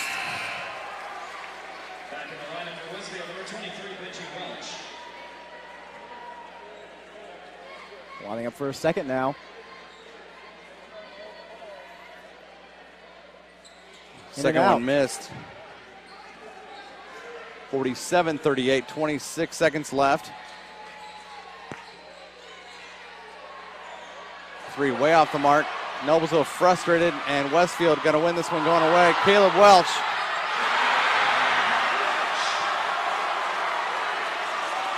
10 seconds left, and Westfield up by 11. They steal it again. Banks. And Westfield going to win going away. Shamrocks run away with it at home. Will not play tonight. Good call. Godfrey loses the dribble, but they're going to say it was deflected off of Christie and out of bounds. I love that new rule because now all of a sudden you take a player away from the team that had violated a rule. That's a good rule. Babilia's got it in the backcourt now over to Osborne. Osborne came in there for Sills a few moments ago, and we'll see when Coach Allen wants to go back to Kai and Sills. Now Godfrey with it. Godfrey to Babilia, a three, top of the key, short, no good. Rebound loose and taken in by Coster. What a big rebound. The clock is your friend, Heritage. Coach Jackson calling the play from the sideline. See if they try to go down low once again to Williams. How about both these coaches done a nice job tonight? Well, Keith, we still got 3:15 to go, but you said in the pregame 55 was going to be the magic number tonight. Eckel in the paint, tries to put it up, but before he does, he's called for a travel. Yeah, I mean, he was at the E and he ended up way below. Yeah, that's a pretty good call. Of course, Coach Jackson said, well, he's got bumped halfway down. And as we talked about, when were they going to come back with Kai and Sills? Well, it's right now. Yep. And that's Sills with the ball on the right wing. Sills down low to Gillis, has it stripped away and stolen. Christie throws it ahead. There's Eckel on the catch, and he's fouled. They're going to say it happened on the floor. It doesn't really matter as they are in a double bonus. That's on Gillis. Gills. Number 2 on Gillis, and Eckel to the free throw line. You know, if you're Covenant Christian, you knock down some free throws, you run some time off the clock, you're in really good shape. But this is only a 3-point game at 49-46. Eckel's 5 for 5 on the night, make it 6 for 6. You know, you look at this game, you think Heritage Christian is up by 8 or 9. Still some time left for Guerin to get back in this contest. Second one for Eckel goes down. He's perfect from the stripe tonight. Boy, that was true, wasn't it? There's Sills with it on the right wing. Down McGinnis, guarded out front by Williams.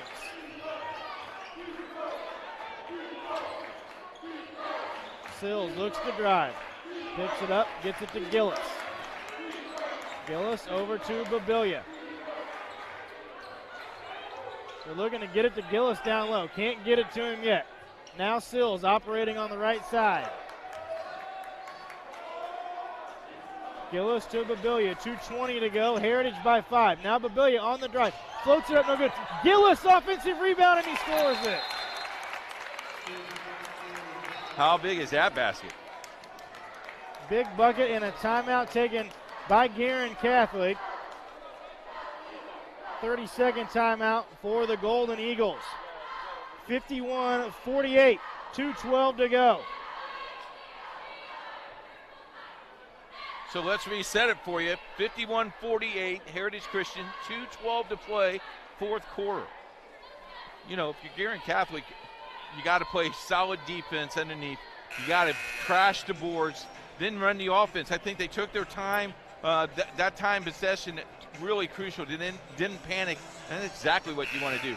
Very good strategy. Very good strategy here also to call timeout. Tell your kids how many timeouts we have left, what we're going to do, how we're going to handle the basketball. All those things are real important.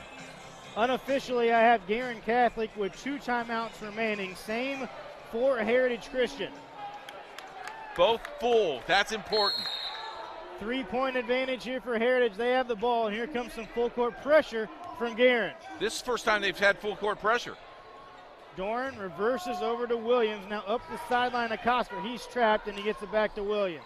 Boy, they had the trap, and they just let it go. Williams is going to look to drive. He's working against Babilia.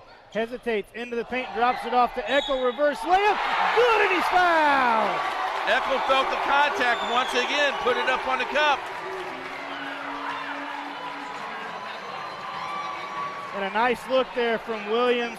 Hesitate with the dribble, get into the paint, drop it off to your big guy. You know, McGinnis beat on the baseline there. Needed help here. Here's the play here for you. Look at that. Just finished. Got beat. Need a call for help. Knocked down the free throw. Eckel's still perfect from the free throw line and a lead up to 6. We're under 2 to play. Sills has it.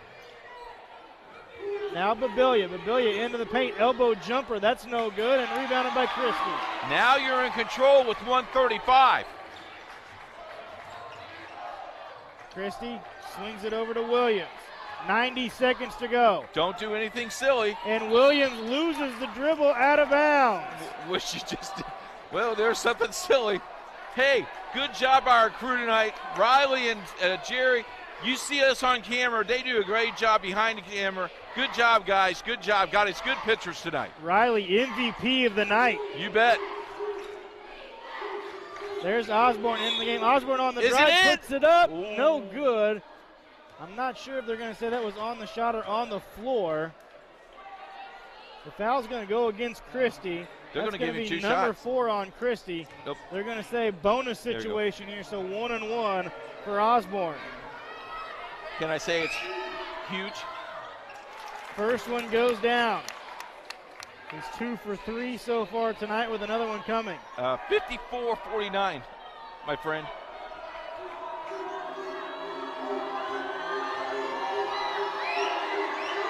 Second one for Osborne, good. Boy, those toes right on the line. They inbound to Dorn. Dorn reverses to Christie. Christie dribbles off his foot out of bounds. Thad, what a play, straight up and down, tried to dribble the ball and dribble the ball right off his foot. That's where you need that guard to come and get the ball. And Gillis is going to check back in. He replaces Osborne. 1:12 to go and a 4-point lead for Heritage. What a game. Guerin has it. They get it to Godfrey. Now over to Babilia and McGinnis. See if they try to get something going for Sills. Every game in the Circle City Conference is like this. Sills deep 3, no good. Rebounded by Eckel. They reverse it to Williams. That's the guy you want with the basketball. Now Williams up the sideline and a foul. That's going to go against McGinnis, and that's going to be number 5. Every game in this conference is going to come down to this. This is how balanced this conference is. Don't forget, at the end of the game, we'll have the Circle City Conference Coaches Corner. What a conference. We're so glad we're part of this conference. Thank you so much, athletic directors. Osborne comes back in. He's going to replace McGinnis. McGinnis fouling out tonight. 12 points for McGinnis. Williams to the free throw line. Free throw is good. I ran out of space, Thad. My score sheet. There's 55 for you. 22 points for Williams, looking for 23 right here. Free throw good. 23 on the night for Andrew Williams. 6-point lead for Heritage. 45 seconds to go. Babilia's got it. Now they get it to Sills. Babilia drives. Sills, 3-ball from the corner, and that's good. Not over just yet. Lead back to 3. 37.8 to go. Your home and office make up a big part of your world. Sometimes trying to manage it all on your own can make you feel like you have the weight of the world on your shoulders. And when the weight of the world is on your shoulders, you need a strong back or two to come to your rescue and haul your stress away. You need the College Hunks. Whether it's time to clear some space for new memories, to reinvent the room around you, or to simply pack up and move into a fresh new beginning, you can count on the Hunks to bear your burden so you don't have to. Let us move you today.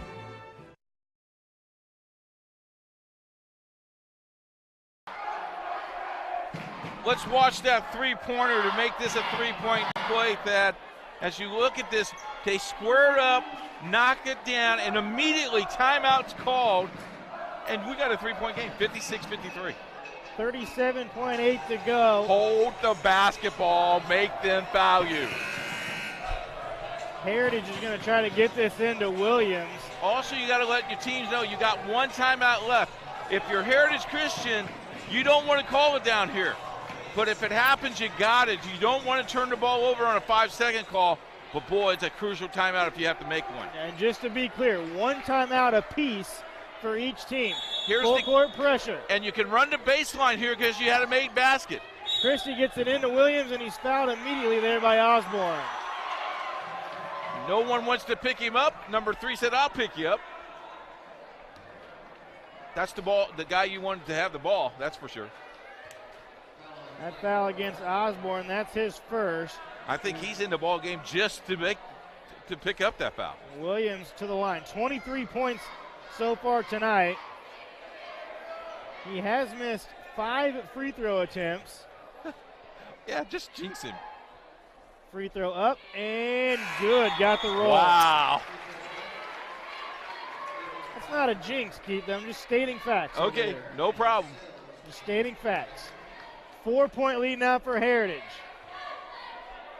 Gillis comes out of the game. Ricker back into the game for Guerin. Watch a little bit of pressure for Heritage Christian if this goes in. Free throw good. Nope, they go back to man. Lead back to 5. Sibilia in motion. Gets it to Godfrey. Has it stripped away, and it's Williams with the steal. Williams working in the backcourt, and he stepped on the baseline out of bounds. 25.9 to go. Ricker did a great job of playing up and down defense.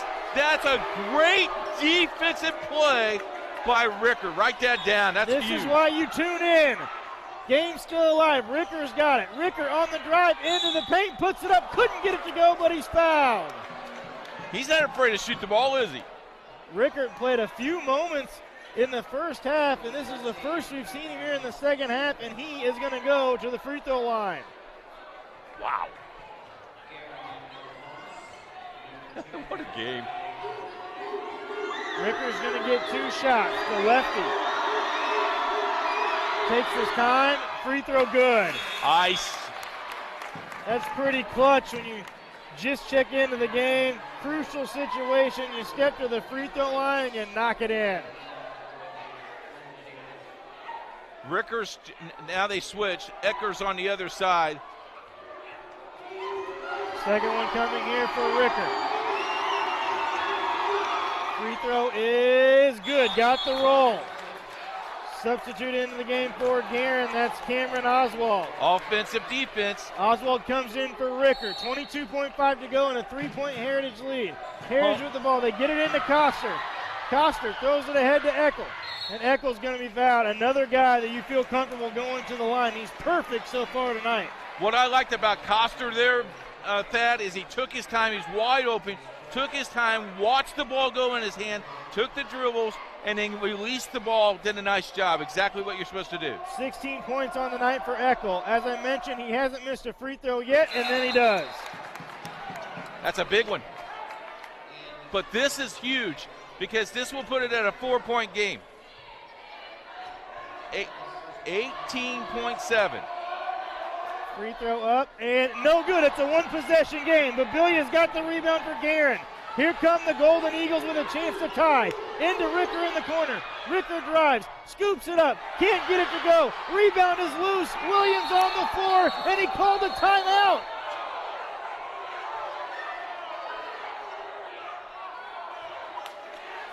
Yep, they're going to give him a timeout with 6.7 to go.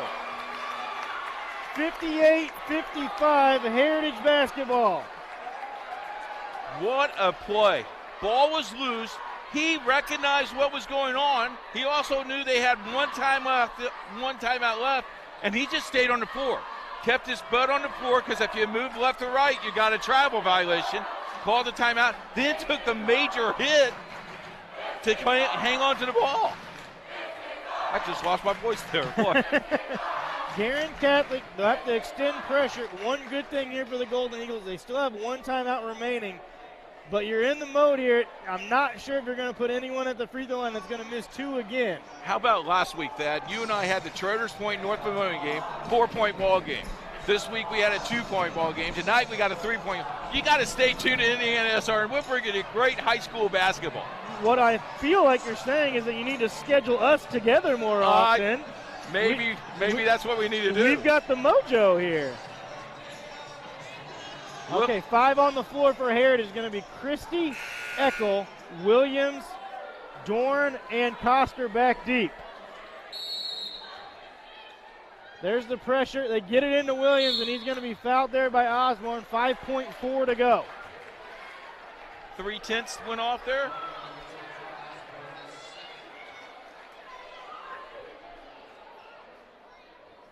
You notice all the big guys stayed away from the ball. The only one that wanted the ball was Williams, and that's the one that Coach Jackson wanted to have the ball. Williams has made his last 4. Taking his time. Free throw up and good. Huge make there for Andrew Williams. Stick with us. We got some hardware to give out tonight in our post-game show. And we'll talk with the Circle City Conference Coach's Corner as well into the ball game. Second one coming here for Williams. That one no good. Still a chance here for Guerin. Sills throws it up to Ricker. Ricker's going to take a wild 3. It's no good, and that's going to do it. Final score, Heritage Christian 59, Guerin Catholic 55, in another thrilling Circle City Conference game, and a big win for Heritage Christian as the Eagles go to 2-0 in conference play, 7-2 overall. Guerin Catholic will fall now to 3-3 on the season, 0-2.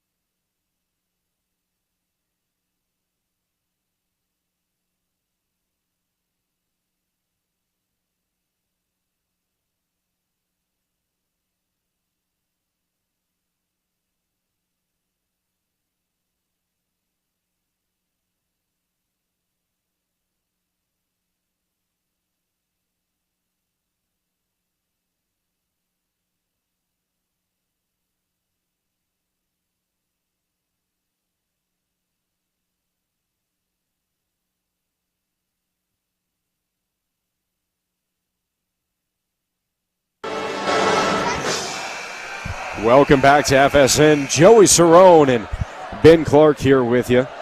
Beautiful first half of action.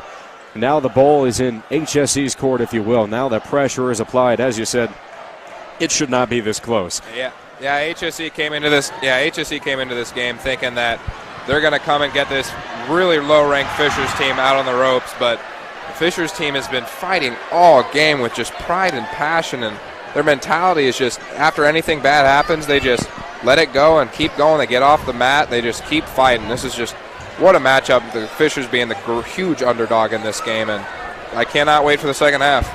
They come into this ranked 98th in the state. HSE ranked 7th. And this is really one of those examples of heart and hustle outworking that talent, outworking that raw ability that HSE offers. We were just talking about it at the half. Willie Jackson plays like a man with his hair on fire, going after every single ball. And Jeffrey Simmons for Fishers, the young freshman on defense, has been electric, just so hard to get past. Yeah, Fishers is playing exactly like HSC has been. They're trying to get into transition and play through fast. And, God, they're all playing. Just what a great game so far this has been. Like, second half is going to be something else. Willie Jackson carefully, methodically taking his way up. Salaji stops on a dime. Nowhere for him to go. He was forced to give it away or travel. Grubbs there to collect. Quick turnover for Fishers. And falling over, Grubbs gets called for the travel. That'll go the other way. 2 turnovers in a row for either side. Yeah, they were in the first half, they started off just missing shots, turnovers, were not on the same page. And as the quarters went on, they were getting a little better, but 2 early turnovers here in the second half might be a repeat of the first. Jackson over to Simmons. He's guarded closely by Majak. Picked up his dribble a little early there. Jackson there to protect him. He gets inserted into a dangerous double team. Great vision, finds Hicks outside. Hicks rising up, misses, but Simmons out-rebounds the 7-footer. He just had positioning on him on that one. Mabor just didn't get it, and Simmons, the freshman, making a great play to keep this Tiger drive going. Salaji out in the elbow at the volleyball line. Good little double move, finds Matthews outside. Jackson thought about pulling, but instead puts on a dazzling display of a spin move. Free space under the bucket. He'll take that every day of the week. He's just, I can't even explain it. He's 5'11", going up against all these 6-footers, just making them look silly. It's just great moves, great everything by Willie Jackson here, and he's really trying to lead for this Fishers Tigers defense. He's got 14. Beautiful play style from Jackson so far. Etherington dumps it inside to Smith. Smith trying for the double clutch layup, misses. Hicks gets the board. He's going to say, I'll take it myself. Trying to go coast to coast here. Clearing space inside. Tosses that one up. Bad shot from Hicks. Not a smart shot selection at all. He did a great job of getting the board and getting a transition, but just bad shot. I think he was looking for the foul. Did not get it, and that'll be costly for this Fishers Tigers. Interesting that the Tigers haven't shot a three-point shot all game. Well, they have not made one yet so far. They've really been very selective in their shooting. Etherington must have heard us because he spots up, misses. Matthews gets the board over Grubbs. Showing off that hard again. Salaji, pump fake. He's driving, trying to find Jackson. Jackson somehow saves it by his tippy toes. Inside goes Willie Jackson. My goodness. He is a man on a mission. This is the first Tiger lead that they've had all game, and it is all thanks to Willie Jackson. And now he's on Etherington. Huge mismatch. And a turnover for the Royals. Momentum shifting for the Tigers. You can feel it in the air here. Willie Jackson putting on a show. His will. Putting on a show. He's just outplaying. He's doing everything he can to get this Fishers Tigers team going, and now the Tigers have a 2-point lead here. He is gasping for breath down there as he's been running back and forth all game long. Outside to Matthews. He pulls, hits it. What a big-time shot for Josiah Matthews. Timeout called by the Royals. That could not have come at a better time. What a swing now. That Tigers have a 5-point lead. HSC cannot believe it. They do not believe it at all. The Tigers are doing a great job on offense here to start off the second half. That's one of the shots that you really picture as a young player growing up. That type of shot right there.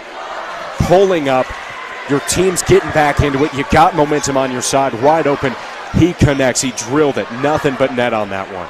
They're just playing just out of their minds right now. They've been really, really patient, trying to get the right shots. And on that drive, they did exactly what they needed to. Got the wide open look and connected from downtown. And what a huge shot for Fishers to keep the momentum going in their way.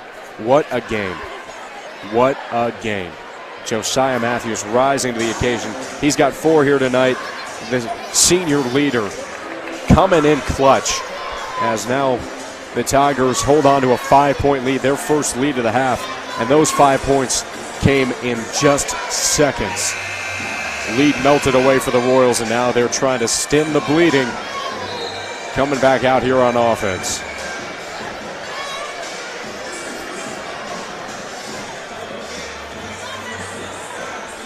.508 to go here in the third.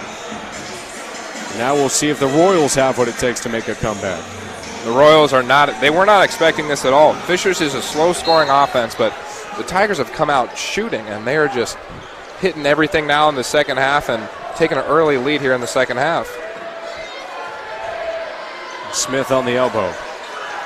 Good switch on defense as the Tigers sticking with it. Etherington outside trying to push the advantage on the shorter Matthews. Stolen away, Majak. Now in a swarm of Tiger defenders. They'll say he touched it last. The Tigers get the ball back. The Tigers, everything is going their way right now. Hopefully this can stay up for a while for them, but HSE really needs to get a bucket. They're just not getting anything their way to start the second half. Referee checking the ball. Got a little bit down and dirty there. Once more, this is a hotly contested game. Everyone is obviously very sweaty down there, so they mark the ball down. Tigers standing stagnant, no one moving, and blocking call against Etherington, and Willie Jackson going back to his foul drawing ways. You can't do that if you're the Royals. You simply can't. They're trying to be aggressive and disrupt the Tigers' flow, but you just can't draw the foul. You really can't, especially a guy like Etherington. They need him late in the game, so if he's in foul trouble, then the Royals are in trouble. He's already got 3 fouls. You would hate to see him get that 4th before the 4th quarter. That's when you start playing conservative, and that's effectively taking yourself out of the game. Jackson up to Simmons, out to Matthews. Good hedge defense. Matthews traveled there as he was trying to find Simmons. Just took an extra step. First turnover here by the half by the Tigers. They're doing a little better on the ball control, but that's something that the Royals really, really needed there. Hopefully they can try and get a bucket, swing their momentum to their side. Good matchup here, as we've seen Smith and Salaji going at it all night long. Looks like Willie Jackson on Etherington. Excuse me. Grubbs, good ball movement from the Royals. Etherington wide open, misses short off the front of the rim. Salaji, good move. Willie Jackson up against Aaron Etherington, trying to absorb the contact, misses. Simmons grabs it from the back of his head and gets the second chance bucket in. What a play by that freshman. He just getting into position, getting the ball control, and Willie Jackson there goes for the steal. They calmed it down, but golly, what a move. Inside to Grubbs. He's got inside positioning outside to Landon Morris. He hits it. Now Fisher's going back on the fast break offense. First point of the half there by the Royals, and they really needed that one as Matthews absorbs contact, puts it up and in, took it himself coast to coast. They are just shooting back and forth. Defense needs to be a little better here by both these teams. Wow, what a couple of possessions here by the Tigers and the Royals. Morris trying to get inside. He is fouled hard by Simmons, and that'll send the sophomore to the line for his first time tonight. See what he can put up here. On the night, he's got 4 points, Morris, and 3 fouls, so he's already been in a little bit of foul trouble. Got to make sure he stays out of it. He's important to this offense. Misses his first. A little better for both teams now that they're facing their home section, but misses the first one. That's a big one. These Royals really need to keep getting together their points and take every opportunity they can get. They need to seize every opportunity that the Tigers give them, because right now this lead is slipping away as the Tigers now have a 7-point lead. Morris, a 57% free throw shooter, hits his second, so he stays in line with that. Justin Long checks in here for the Tigers as Willie Jackson heads to the bench. Jackson getting some well-deserved rest. He was breathing hard out there. Tigers got to get it across. Etherington jumping the passing lane, knocks it out of bounds. Fishers will get it on their own sideline. That's a way they like to set up into that really running gun type of offense, is trying to get them to full court press, trying to get a turnover, and then right into the fast-paced offense that they have. The Tigers have done a really good job, though, tonight of not giving up too many turnovers, but the Royals really need to step up on defense here. Great double team from the Royals. Battle for it as Etherington goes down. Simmons wide open down low. He'll hit that layup. Great court vision from Salaji. Etherington really looking for a foul there as he went to the ground hard with some contact. Refs called no foul, which leads to 2 points for the Tigers, but can't be happy there if you're an HSC fan. Morris outside Etherington. He dumps it inside to Grubbs. Grubbs has the size. Grubbs has the shot, going up and in with it. A little bit of chippiness there as Grubbs and Matthews exchanging words. This game is just going back and forth as the lead for the Tigers is going down a little bit, but it's hard to believe last half that they had a 10-point lead on the Tigers. Good job by them by coming back. Matthews taking his time with it. 2 minutes to go in the third quarter. Working an ISO against Beamon. Nice little dribble move teardrop prayer misses. Etherington takes a jump stop, kicks it over to Beamon. A lot of these Tigers are trying to drive in and look for the foul, and just whenever they don't get it, the shot's not even close. Smith working the floor general. He's going to drive inside, absorbs a lot of contact there. They're going to say Szilagyi had it clean. Now he's going the other way with it. Thinks about pulling up, kicks it to Hicks in the corner. Terry Hicks, bang! Connects from deep three-point range. Huge shot by Terry Hicks in the corner. That's his first three of the night. The Tigers extend their lead to 9. And my goodness, what a shot. Grubbs gets his own rebound, dishes it inside to Noah Smith. Smith too strong with it. Simmons gets the board. He's fighting back and forth. And they're going to call a foul there on Smith. Oh, no, just getting timeout. But golly, that three by Terry Hicks in the corners got Fishers exactly where they want him. HSC right now is on the ropes, and what a start to the second half this has been. 41-32 the score. We talked about Terry Hicks missing some of those open opportunities early on. He is feasting right here, connecting on that one. And the freshman, I'm very impressed by the freshman. He is just getting all the boards he can, playing his heart out against some of these experienced, taller players, and this is just a great performance by the Fishers Tigers offense and defense. You talk about this great performance. Fishers is 16-5 to start the third quarter, 16-5 run, led by and fueled by the senior leadership, Hicks, Jackson, and Matthews. And, of course, you talk about Jeffrey Simmons, the freshman, going out here playing his heart out. Well, what a start. Both these teams are trying to stay in it. What we talked about earlier with the mental state, HSE really needs to dig down deep now and trying to shift into that second or third gear and try and see if they can get some points back on the board as the Tigers are starting to pull away. This is a Fishers team we have yet to see this season. Not at all. If they've been playing like this all year, then they'd be undefeated as well. Great start here. A testament to the ability and the playing level that is brought out by Mudsock. They came in as just huge underdogs, Fishers did, and I mean, right now you see the competition that there is. Just melting away. Tigers with a 9-point lead. Willie Jackson back into the game. 16 points on the night for Jackson. Very, very impressive night, offensively and defensively, from the senior leader. Royals switch into a man defense, playing very, very close, almost press coverage. Valencia on Jackson. Jackson with the jab step, shoos him away. He gets free of a double team. Out in the corner to Justin Long. Long trying to find somebody, airs it out to Jackson outside. They're really trying to play patient like we said they would. Trying to find their open shots as Willie Jackson. Somehow he gets that away. Somehow he gets it off in the air. Terry Hicks gets the rebound outside to Long. Long kicks it over to Szilagyi. Szilagyi calling for it. Oh, just rims out. In and out there for Szilagyi. The Fisher student section would have erupted if that shot went down as HSC fires three back on their own and Justin Long grabs that board. Now Fishers trying to fight the flood of emotion going against them. A lot of momentum in this one. Willie Jackson fighting with the left hand. Ball is up for grabs. Simmons comes up with it, throws it up in the air. Landon Morris tossing it over to Noah Smith. Smith. They'll get the charge.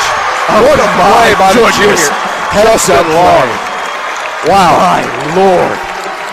You see Noah Smith battering down the lane at you. I bet $100 you would never take that charge. He's just playing mind over body right now. He knows that they need that ball back, and they were looking for a foul on Jeffrey Smith, taking it back up, didn't get it. Justin Long, huge turnover for the Royals. 4 seconds on the clock. Jackson has it, 2-1. He's not going to put it up. He'll just hold it. I'm not sure if he knew that the shot clock was at. It looked like he was trying to get off a shot, but you can't be happy if you're the Royals right now. But if you're the Tigers, you're in just the position you want to be in. Heading into the fourth quarter with a 9-point lead. I can't say that anybody in the stadium would have expected this right now. I guarantee that no one could have called this. 41-32 the score. Everybody in the stands going nuts for every single play going on here. I'll tell you what, I don't think anyone has a resting heart rate under 100 beats per minute. I know I don't. I mean, how could you in this amazing matchup? I think probably about everybody in Fishers is trying to make it out to this game, but it's a sold-out arena tonight. It's just unbelievable. A testament to the incredible and historic value of this rivalry. I mean, a sold-out game halfway through the season. unheard of for high school. Absolutely. This game, incredible. I just love, this is why I love calling Mudsock games. You're going to get something like this every single time. Yeah, like I just said, I guarantee you nobody coming into this could have thought to themselves that Fisher's Tigers, the underrated underdogs, would be leading the Hamilton Southeastern Royals here to go into the fourth. And I feel like I say it every single year. It does not matter the ranking. It doesn't matter the record. You come into Mudsock, that is washed clean. It is just you against your blood-born enemies, going up against them, putting everything on the court, everything on the line. The Royals are going to look out to try and get their first points here of the quarter. Valencia over to Etherington. He kicks it to Smith. These senior leaders here for the Royals are really going to have to try and do something as air ball there for Etherington. They'll call the foul on the ground. Jackson doesn't like the call there. Arrington airballed it, but he will head to the stripe to shoot two. First foul on Willie Jackson. They're going to call blocking as Etherington went up and over him. Good positioning from Etherington to force that foul. He'll get 2 shots here. Foul trouble is looking really bad here for HSC late, as 2 of their players have 2 fouls, the other 2 have 3, while only 1 player on the Fishers Tigers, Justin Long, has 3 fouls. Everybody else has 1 or nothing. So the Fishers Tigers are in a great position when they're looking at foul trouble right here. Etherington sinks the first. Brings us to an 8-point game. Calm and balanced, collected as he goes 2 for 2. That's what you need there if you're HSC. Drain 2 free throws. Only the second player to do that this game, right behind Willie Jackson. So maybe this could be a swing that the HSC Royals need. Going back to the full court press. Jackson fighting through a double team. Hicks patient with it, hasn't even put it on the ground yet. He still has his dribble. Great what a find by Terry Hicks, and what a finish by Justin Long. That's such a good pass from Hicks as he was able to find Long. He was double team smothered, and he still made an excellent pass. And Justin Long, what an excellent finish. What a play. 43-34. As the Royals working it here, they're going to need a big possession. Etherington whips that one out to Beamon. Beamon with a great double move. Coming inside to Morris. Morris working. Beamon outside. Open 3. Hits it. Rising to the occasion. He sinks it from deep. That turns into a 6-point game. What a shot by the rookie, or the sophomore, excuse me. Beautiful play. Jackson gets it knocked away. Etherington coming down hard with a slam. And just like that, 4-point game, momentum has switched to the Royals. 5-point swing in about 10 seconds right there for the Royals. That was perfect. That's exactly what they were looking for this whole second half. Look out below. Big man swinging it down hard. Szilagyi from the corner. Szilagyi misses short. Now Etherington gets the board, throwing it up to Noah Smith. Now they're working their most comfortable game. Smith misses. Ball up for grabs. Hicks is able to rip it away. He gets tripped up. He gets fouled hard. Justin Long taking the shot after the clock there. A little bit lucky there was a foul as that was an air ball. But it all goes to naught. Tigers will take it on the inbounds play. Matthews and Brown coming back in. My goodness, back and forth once again. As soon as you feel like it's safe to say one team has got it, the other team storms right back into it. 4-point game with 6 minutes left. This is just an amazing story for these teams. And the Royals confused there. Actually, both teams confused. It looked like doing the "We Got Spirit" chant at the same time. Yeah. This is when it really throws the stadium into chaos.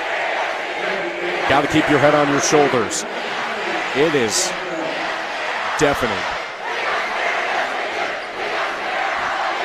Pay attention, stay concentrated, stay smart. Jackson holding the ball, waiting for Beamon to come out to him. Skip pass to Matthews. Brown over to Long.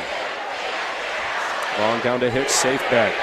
He's going to kick it over to Jackson. Jackson thought about driving, instead got the pass off the line somehow.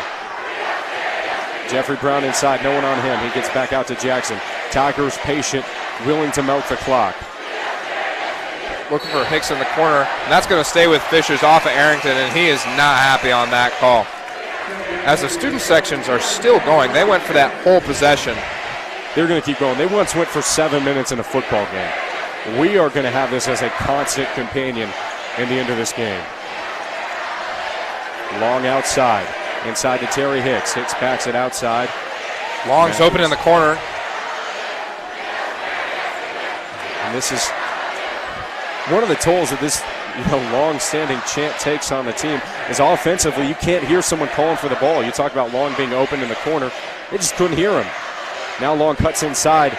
Good block from behind. Move, and he got blocked by Arrington there. What a play defensively. He was hesitant. They're going to get the ball back out to Willie Jackson. They are really milking the clock here. Fishers has held it for 2 minutes. Jackson using his body. They're going to get Terry Hicks down low, and he's going to get ripped. Beamon. And they're going to get the ball right back. Beamon trips up Hicks. Could have been a fast break play. Instead, Fishers gets the ball right back. Kick ball violation there by the Royals, and that was a very sloppy transition, but the Tigers will come out top of it and keep maintaining the ball. My goodness. I keep saying that, but it's a roller coaster of emotions here, Joey. What a game this is. It really is. There's so much going on every possession. Everything has such a weight, such a gravity to it. Simmons up top. Puts it on the ground out to Matthews. He's got Grubbs guarding him closely. Simmons getting double teamed here. Trying to get it outside the Long. Get it back to Justin Long at the top. Long bouncing Long trying to make some moves here. And the ball's going to stay with Fishers. The Royals cannot believe it. Referee looked like he was going to go the other way with it and then fought against it. And Noah Smith's going to check in for Valencia. No one on the HSC side likes that call right now. The Tigers might have been lucky with one there. Salaji coming in for Long.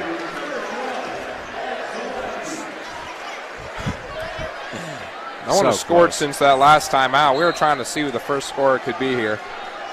Fishers has held on to the ball for the past 2 minutes. Quite a long time. Jackson working on Smith. Royals sinking back to a man-to-man. Good little double team opportunity, but Jackson beats it. Outside to Matthews. Oh, patience. Wide open look. Patience. And it does not pay off the Tigers. That's a shot you want Matthews to take. He was wide open. Jackson had an amazing ball handling there, and he found him open in the corner, but he just didn't take the shot. He was just thinking too much. That's what you need to see if you're HSC to get the balls back into their hands. Overthinking, trying to be patient. For Fishers, they can't, in my opinion, they already have a good game plan going. Now that they're mixing up, it just doesn't feel right. Etherington fouled. He'll go for 2 free throws. That'll be the first on Simmons, the freshman. Etherington will head back to the line. He went 2 for 2 last time he was here. He scored the last 4 points in this game, all for the Royals, obviously, as he will get another go at it here. He hits the first free throw. That's huge. That's the sign of a senior leader. This kid has played varsity basketball for all 4 years. He is used to situations like this. 43-40 the score, 3:51 to go. Etherington on his second free throw opportunity. He's going to sink it. Wow.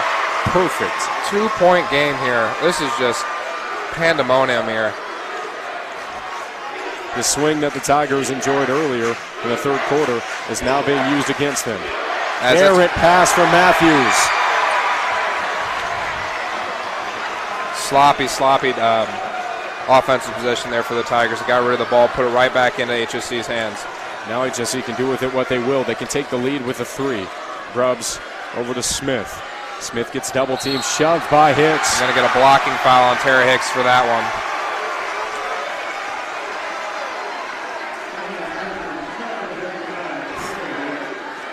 And they'll check in Justin Long on that penalty.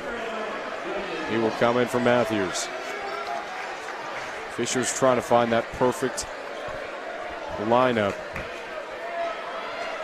to carry them to the end. We talked about there's going to be some explosiveness in this game, but it's real passion. That's what's going to carry you when it's close in the fourth quarter. We'll see who's got the most passion here. Grubbs loses it for a second. Tossing it inside. Morris forced to jump up in the air. He pulls up from the free throw line, misses. Hicks jumps up, squeezes the rebound. Long bouncing off a defender. He'll take it back out. He gets it to Jackson. Fisher's now sinking back into that milk the clock patient offense. Jackson inside. Hicks in the corner. Wide open three. Misses. Morris grabs the board. Under 3 minutes left to play here. The score is within 2. Tigers trying to hold on to their lead as Coach Satterfield for the Royals calls a timeout, which is well deserved. Every single member of the audience is holding their breath. 2:44 to go when we return at Fishers High School for the site of one of the most exciting Mudsock games yet.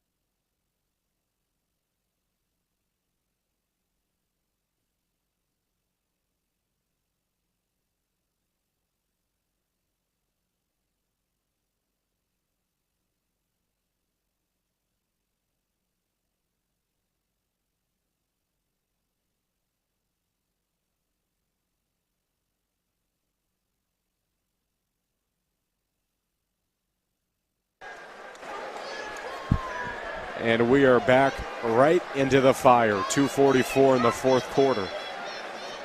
This is where both these teams want to be right now. Very, very close game, 2-point game. Tigers are leading with under 3 minutes left in the fourth quarter. Anything can happen from here, Joey. And a great observation during the break from one of the bystanders here. Overheard them saying Fishers is playing not to lose. They're not playing to win, which is a great comment. I mean, you're seeing Fishers going out there just holding the basketball. Hornbuckle misses. Great Jackson. Rebound by Willie Jackson in the middle of just some very, very tall Royals right there. Salaji, double move. He's bouncing around, finds Hicks outside. He's wiping himself down, trying to keep a good grip on the ball. He's working on Evington. Oh, Jelly on the shot and the putback from Terry Hicks. What a move, and he just follows his own shot, puts it back up, and gives the Tigers a 4-point lead. Grubbs. As Simmons is going to get called for a blocking foul there. Wasting no time going the other way with it. Great move from Grubbs, and that'll stay on the ground, I believe.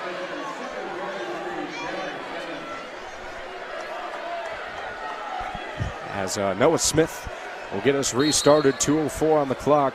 Crunch time coming down. This is where we talked earlier about that mental stage. This is where it all comes to play. Mudsock game, biggest of the regular season for both of these teams, as Jeffrey Simmons meets the player up at top. Kidding me? Landon Morris has at least 3 or 4 inches on him. He met him up top, but they're going to call a foul here on Salaji. That was great job. He met him at the rim and just block party is all it is. I mean, this kid has really demonstrated so much heart. He is showing that he's going to be a valuable player to this Fishers Tigers team for the next 4 years to come. Fantastic performance here. Offensive foul going the other way. Landon Morris. Wow, I mean, you can't do that if you're HSC. Just easy turnovers. You have the ball, you're down 4, under 2 minutes to play, and you just give the ball right back to the Tigers. Long over to Jackson. Bounce pass to him. He gets it back. Now right.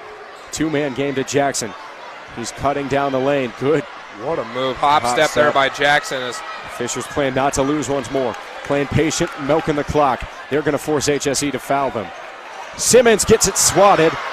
Jackson ends up with it. Good defensive play by Smith as Jackson goes up and is going to get a traveling call.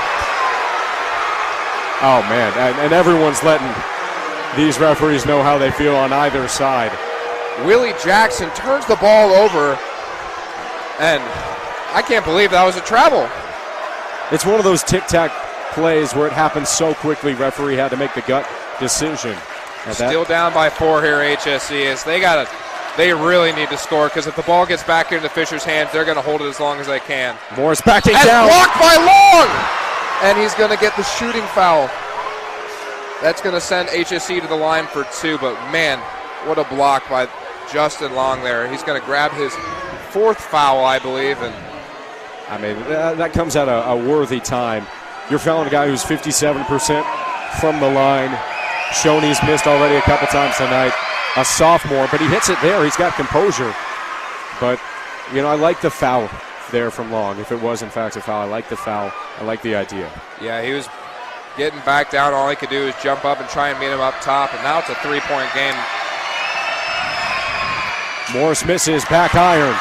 Great rebound by Terry Hicks here. Hicks telling everyone to back up. Clock ticking down with a minute left, and it gets it stolen swatted from away. behind. Noah Smith, easy layup, hits it. 1-point game. Hicks here is looking for the foul. Tigers are still up 1. Long gets it ripped away. They're going to call a jump ball. Fisher's possession. The Tigers are really 2 or 3 really sloppy possessions. HSE is jumping on everything that they got. As timeout is called, everybody on their feet, and it is just, like I said, pandemonium. It is just insanity. Have you ever been to a game like this? Not a high school game, Joey. Not a high school game. This is unbelievable. This is the type of atmosphere I'm definitely going to miss next year. I mean, it's incredible. It's just incredible. Fishers and HSE putting it all out there, 45-44. It's a basketball game in the middle of the season, yet it feels like the fate of the world is at stake. Everyone is so emotionally invested in this one. Feels like the same intensity at a state championship game, honestly. Fishers comes into the game as a high-rated underdog, and they have kept their way in. They battled back from a 10-point deficit. HSC did the same exact thing, battled back from a 9-point deficit. Now we're here with a minute left, and the Tigers have the ball with a 1-point lead, and you just can't ask for a better story. You can't write anything like this. You can't write this scripted out. I mean, both teams putting it all out there. Every player is playing like they're never going to play another game of basketball. It is fun to watch. It's exciting. It's been an incredible 4 quarters so far, basically the better part of 4 quarters. 54 seconds to go. The Tigers can't afford to get another turnover here. Be smart, be slow. Be patient. Yeah, you got to be meticulous. Every single move has to have purpose. A purpose behind it. Long has it. Long getting double teamed. Forces his way out. He's fouled. He's gonna get fouled. 40 seconds left here, and HSC can't afford those fouls. That's an auspicious looking scoreboard right there. 44.4 seconds, 4th quarter. Royals have 44 points. My goodness. This is just high-intensity high school basketball. Nothing gets better than this. At this level, nothing gets better than this. Jackson working hard to get open. He gets slapped by Smith. Not a good foul there from Noah Smith, as that'll send Willie Jackson to the line. And, you see Smith and Jackson laughing it up with each other, just being the good sportsmanship people that they are. It's just great to see. Turns out the Royals had a foul to give. Bad pass there, but the Tigers come away with it. Salaji threw it right into the hands of Hornbuckle. Now Noah Smith has 37 seconds to work with. No shot clock in high school basketball. Etherington has it at the elbow. Passes over to Bellucci. Etherington calls for it back. He wants this. He's driving left. He goes up for it. Misses the shot. Rebound. Simmons.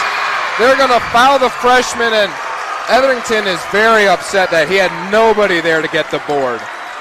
He just drove in. He wanted the shot himself, being the senior leader on this team, and he had nobody there to get the board. It was 3 Tigers there. He is up in arms, yelling at Valencia. This is a big moment for Simmons here. Very big. The freshman's already had an incredible game, but now we're going to see. We've seen what he's made of basketball-wise. Now we're going to see what he's made of composure-wise. Josiah Matthews coming in for Justin Long. 1-1. 19.7 seconds. Tigers clinging on to a 1-point lead. Jeffrey Simmons, the freshman. Misses. It rims out. Grubbs gets the board. Noah Smith has 15 seconds to work with. He's guarded by Salaji. Smith looking to drive. Timeout called by Satterfield, and the Royals diffusing a tumultuous moment. Smith just in and out, man, and it's just HSC with the ball. About 12 seconds left. Tigers have a 1-point lead. Tigers really need to be smart here on defense. And this is when, if you're the Royals, you have the benefit of drawing up a play.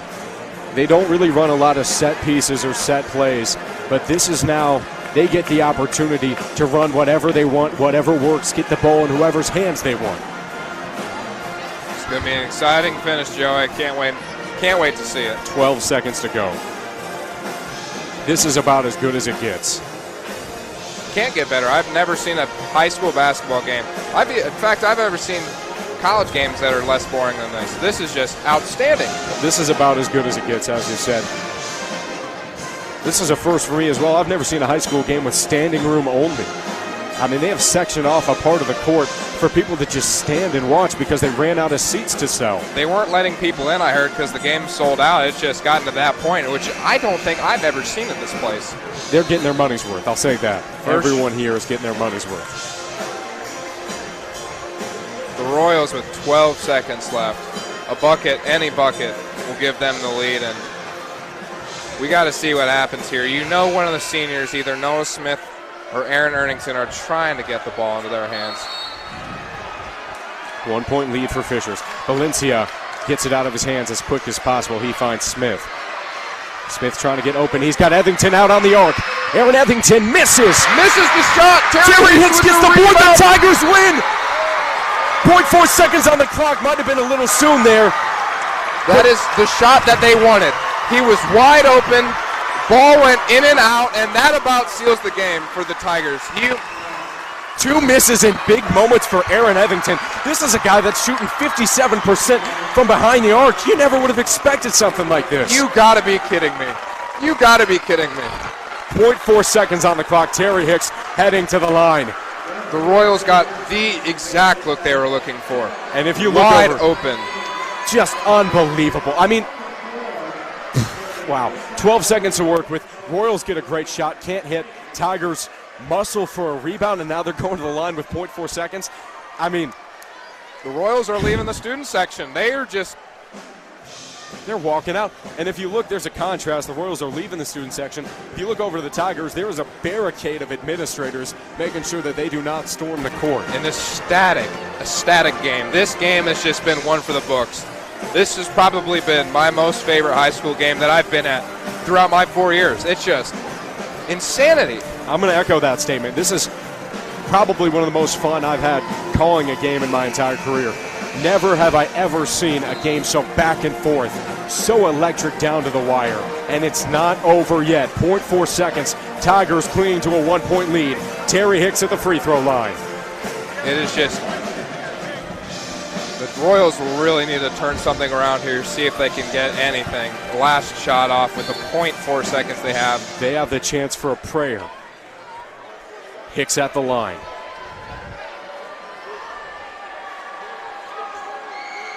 You can feel the energy. Everyone's ready for this, waiting on the edge of their seats. Hicks misses.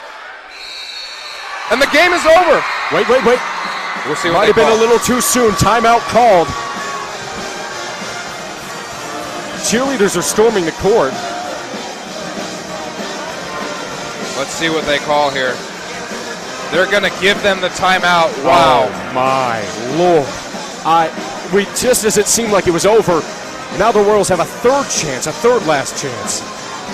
Let's see if they can get it in and out with this last second. I do not know. This is crazy. 0.1 second left on the clock, and I was surprised they got that time off out. Ball looked like it was still in the air, but wow. You forget that this Royals team is athletic enough where they can run an oop. If you throw the ball up in the air, tip it in, I mean, there's a chance that could win the game, because you really only have the chance, with 0.1 seconds on the clock, you only have the chance to just breathe on the ball. I mean, this is unbelievable. What a game this has been, start to finish. Both teams trying to claw back, and Royals have to pass it in from their own inbound. 0.1 seconds. They're going to find Noah Smith. Try and give Smith a chance to be a hometown hero. Here in this Mud Sock Classic. Last try. And this block! Tipped by Simmons! And it's all over! Jeffrey Simmons wins it for him! The Tigers upset the number 7 Hamilton Southeastern Royals, and I cannot believe it. Jeffrey Simmons, he had a hand in giving the Tigers the lead, and of course it was his hand that ended the Royals' hopes at a win. Jumping up in the air, swatting Evington's pass right out of it, plucking it out of the air. As the Tigers theme song comes on and the Royals leave, oh my goodness, what a game. Pure confusion on the face of these Royals fans and on the face of the Royal players. No one expected this to even be a contest. Willie Jackson comes in here. He drops 16. Terry Hicks drops 11. And all of a sudden, you got yourself a ball game. Tigers were in it for the long haul.